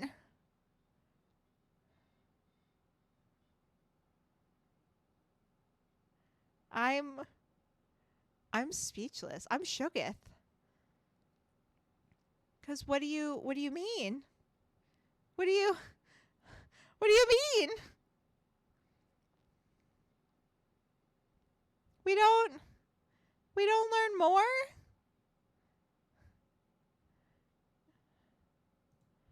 Hold on. I wonder if I could Google it. Maybe some indie person, maybe the game developer answered this question.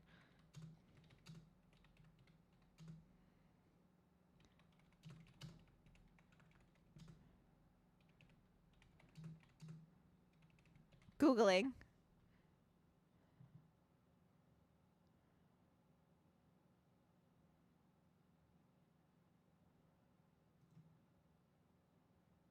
That was not helpful, Google AI.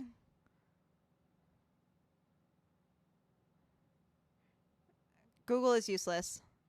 There is no answer. None. We don't have an answer.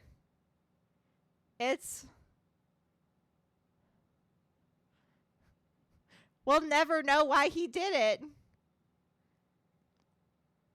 Yo, I might actually reach out to the developer because it's the same. It's the Crystal Gameworks. We played the Crimson Waves on the Emerald Sea. We did that. We've spoken to some of them. I can ask, right? Cause like, what the fuck? Oh, Detective Sing's only 26. That seems young for a detective. And everyone else, then Adrian and Edwin are 22. Natasha's 21. Interesting.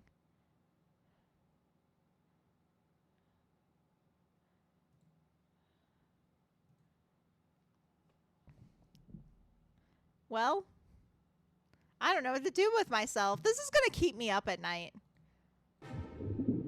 That's going to keep me up. Because what do you fucking mean? That we will never know.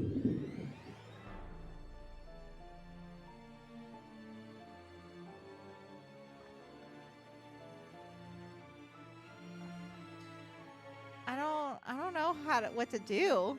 I hate this game. Storm's off. But like, admit it though, we love Fawn. At least we got to experience Fawn with this game.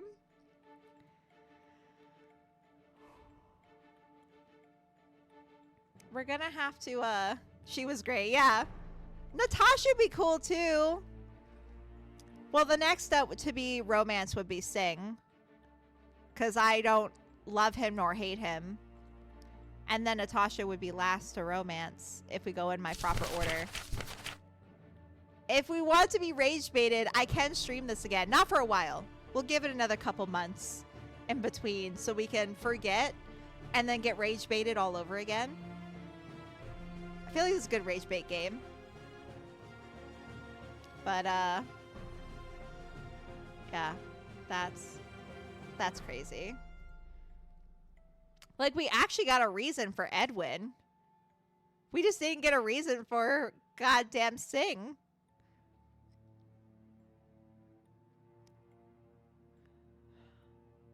Crazy. I would have snoozed as if I knew the game was going to end right there, but I was so convinced we were going to have a whole nother thing.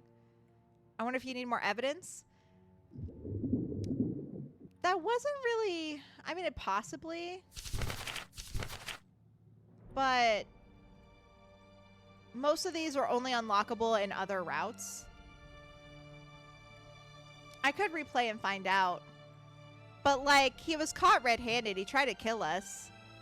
You would think he would confess, but I see what you mean. It could be a choice based why we don't know why.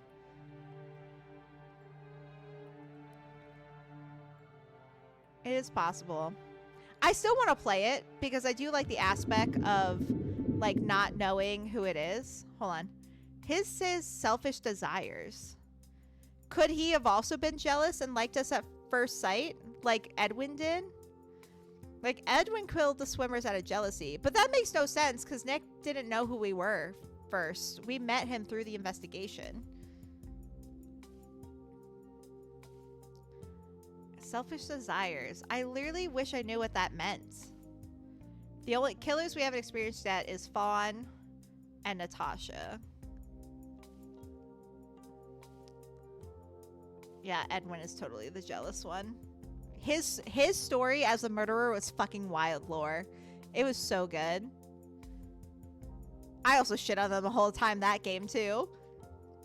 I mean, his romance wasn't bad. It was just basic. Edwin's also a bitch. He is. He was definitely not my favorite. So, yeah, interesting. I mean, I know I can pick who the killer is now, but I only would pick it when I'm ready to start romancing killers. Edwin is basic. Yeah, Edwin is very basic. He's rich, semi-handsome. He likes to drive us places and treat us, which is nice, I guess. But, like, he also convinced us to not turn in evidence, which I guess worked out fine because Singh was the murderer, so he would have just framed Edwin. So it worked out for the best. But for regular common sense, that was horrible advice. He's just like, oh, well, they think I'm the killer, so I can't give them this. That would prove my innocence. Insane thought process. It was a thembo and a himbo romance for the ages. That's what it was. But I'm very curious if we can get them as the killers now. I think it's funny that both playthroughs were the men. We knocked out the men as killers. We haven't gotten experience either Fawn or Natasha as a killer yet. That's so interesting. Okay. Can I X out of this? I didn't mean to click in this. I did mean to click in it, but I didn't mean to actually commit to this. Because I am not starting this right now. I'm too salty. I'm too mad to play another playthrough at this moment. We'll just close it out this way. There we go. We don't need this game anymore. We're done. We have 20 out of 45 achievements. Let's look.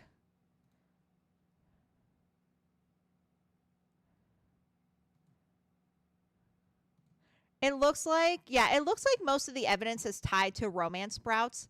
Because, like, this one's called Coffee Cup Sleeve. This coffee cup sleeve from My Date with Sing. I really like the D&D design of the cafe. So, yeah, it looks like all of the evidence is, like, romance-related. Not necessarily killer-related.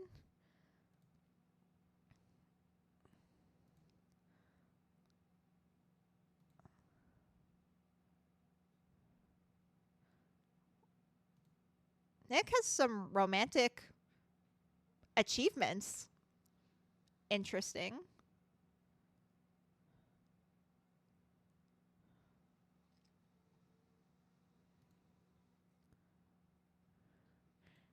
Yeah. Interesting.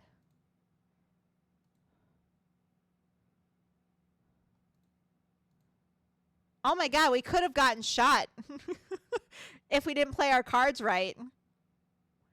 Holy shit. I should stop looking at achievements. No spoilers here. I'll play this some more. But we made it to 44% of achievements. We're getting there. But oh look, it's still a fun game. Is it rage baity? Yes. This is full of rage bait.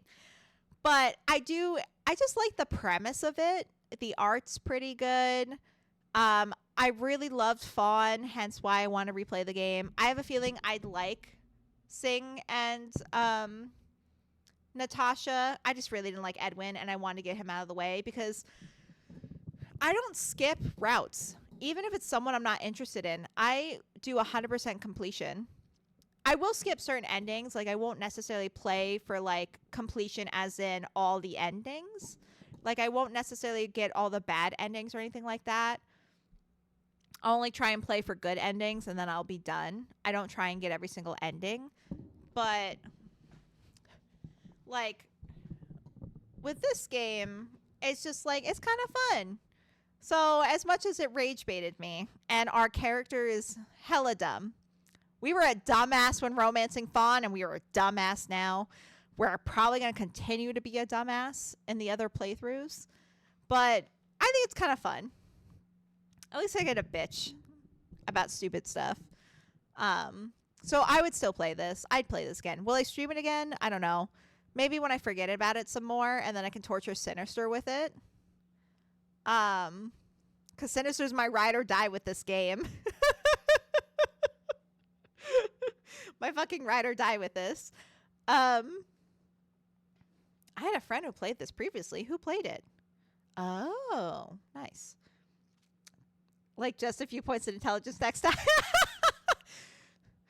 It really is a good game. I shit on it, but I do like it. The fact that I was willing to play more than one route, a fabulous sign from me. And now that I played my least favorite route, I'm so ready to play the other routes. So I'll have to play this again. We'll just got to give it like a couple months. Maybe like come spring, we'll play this again. Because it only takes me 2 days to play this. So I think that's perfect. Because we're at 15.7 hours now. So that's roughly about the same amount of playtime, both playthroughs. When we forget about it again, another game reminds us of it. Exactly. We'll swing this back around. Because we need to forget just enough to be like, oh my god, this was so fun and funny. Remember that dumb, like, storyline? Ha ha. And then we play it and we're like, oh, right, this is pull your hair out frustration that you laugh about later. It's like in the moment you cry and then later on you're like, remember that time? It's so funny. Yeah, no, and the premise is so good. I love the fact that the killers can be randomized. I mean, it's automatically randomized the first time you play, and then after that you unlock the ability to pick the killer. But I'm just gonna keep playing to try and aim for innocent routes until maybe I accidentally romance a killer, because I like the idea of accidentally romancing a killer. So I want to keep doing that when I do all the routes. If I happen to get all innocent routes where none of the people I romance are the killer, then I'll start picking the killer on purpose and then romancing them knowing that they're the killer. But I kind of want the element of surprise. So I'm kind of hoping, well, Sing was already the killer, so I guess it would be interesting to compare his route since he was the killer for Edwin, if he's the killer when we romance him. That would be an interesting comparison. Or if Natasha was the killer when we romance her. Interesting. I kind of hope we accidentally romance a killer. In game. This is not me manifesting universe. Okay? No manifestation. I'm just talking about in the game world. Thank you. Had to put that out there because you never fucking know with my luck. The universe likes to half listen to me. They like to tune out certain parts of my conversations. But I guess that's it for this. I mean, this is around when I normally end stream anyway. LO, yeah, context is key. Exactly. I am manifesting in game. In game, everyone. In game. As lore curator and sinister demon 76 are thy witnesses.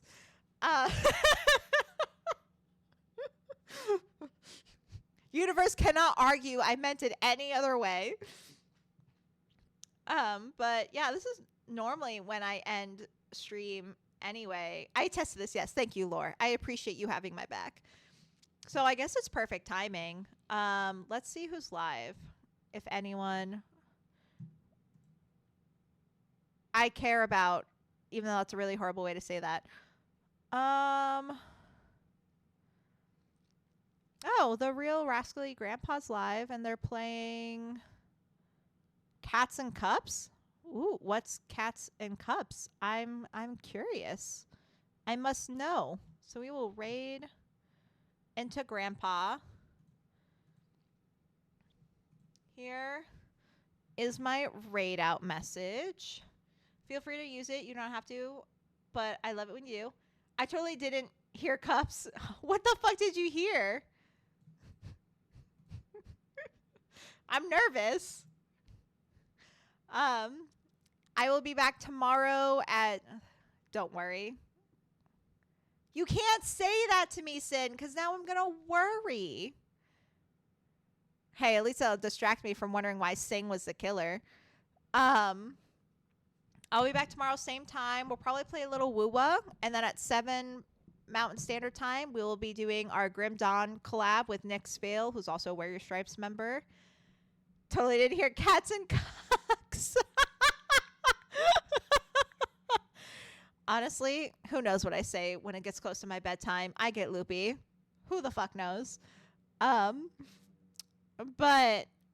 if I don't see you tomorrow, or even if I do see you tomorrow, I wish y'all nothing but happiness, safety, security, good health, mental and physical. I love you all and appreciate you all. And I will see you all next time. Love you. Bye.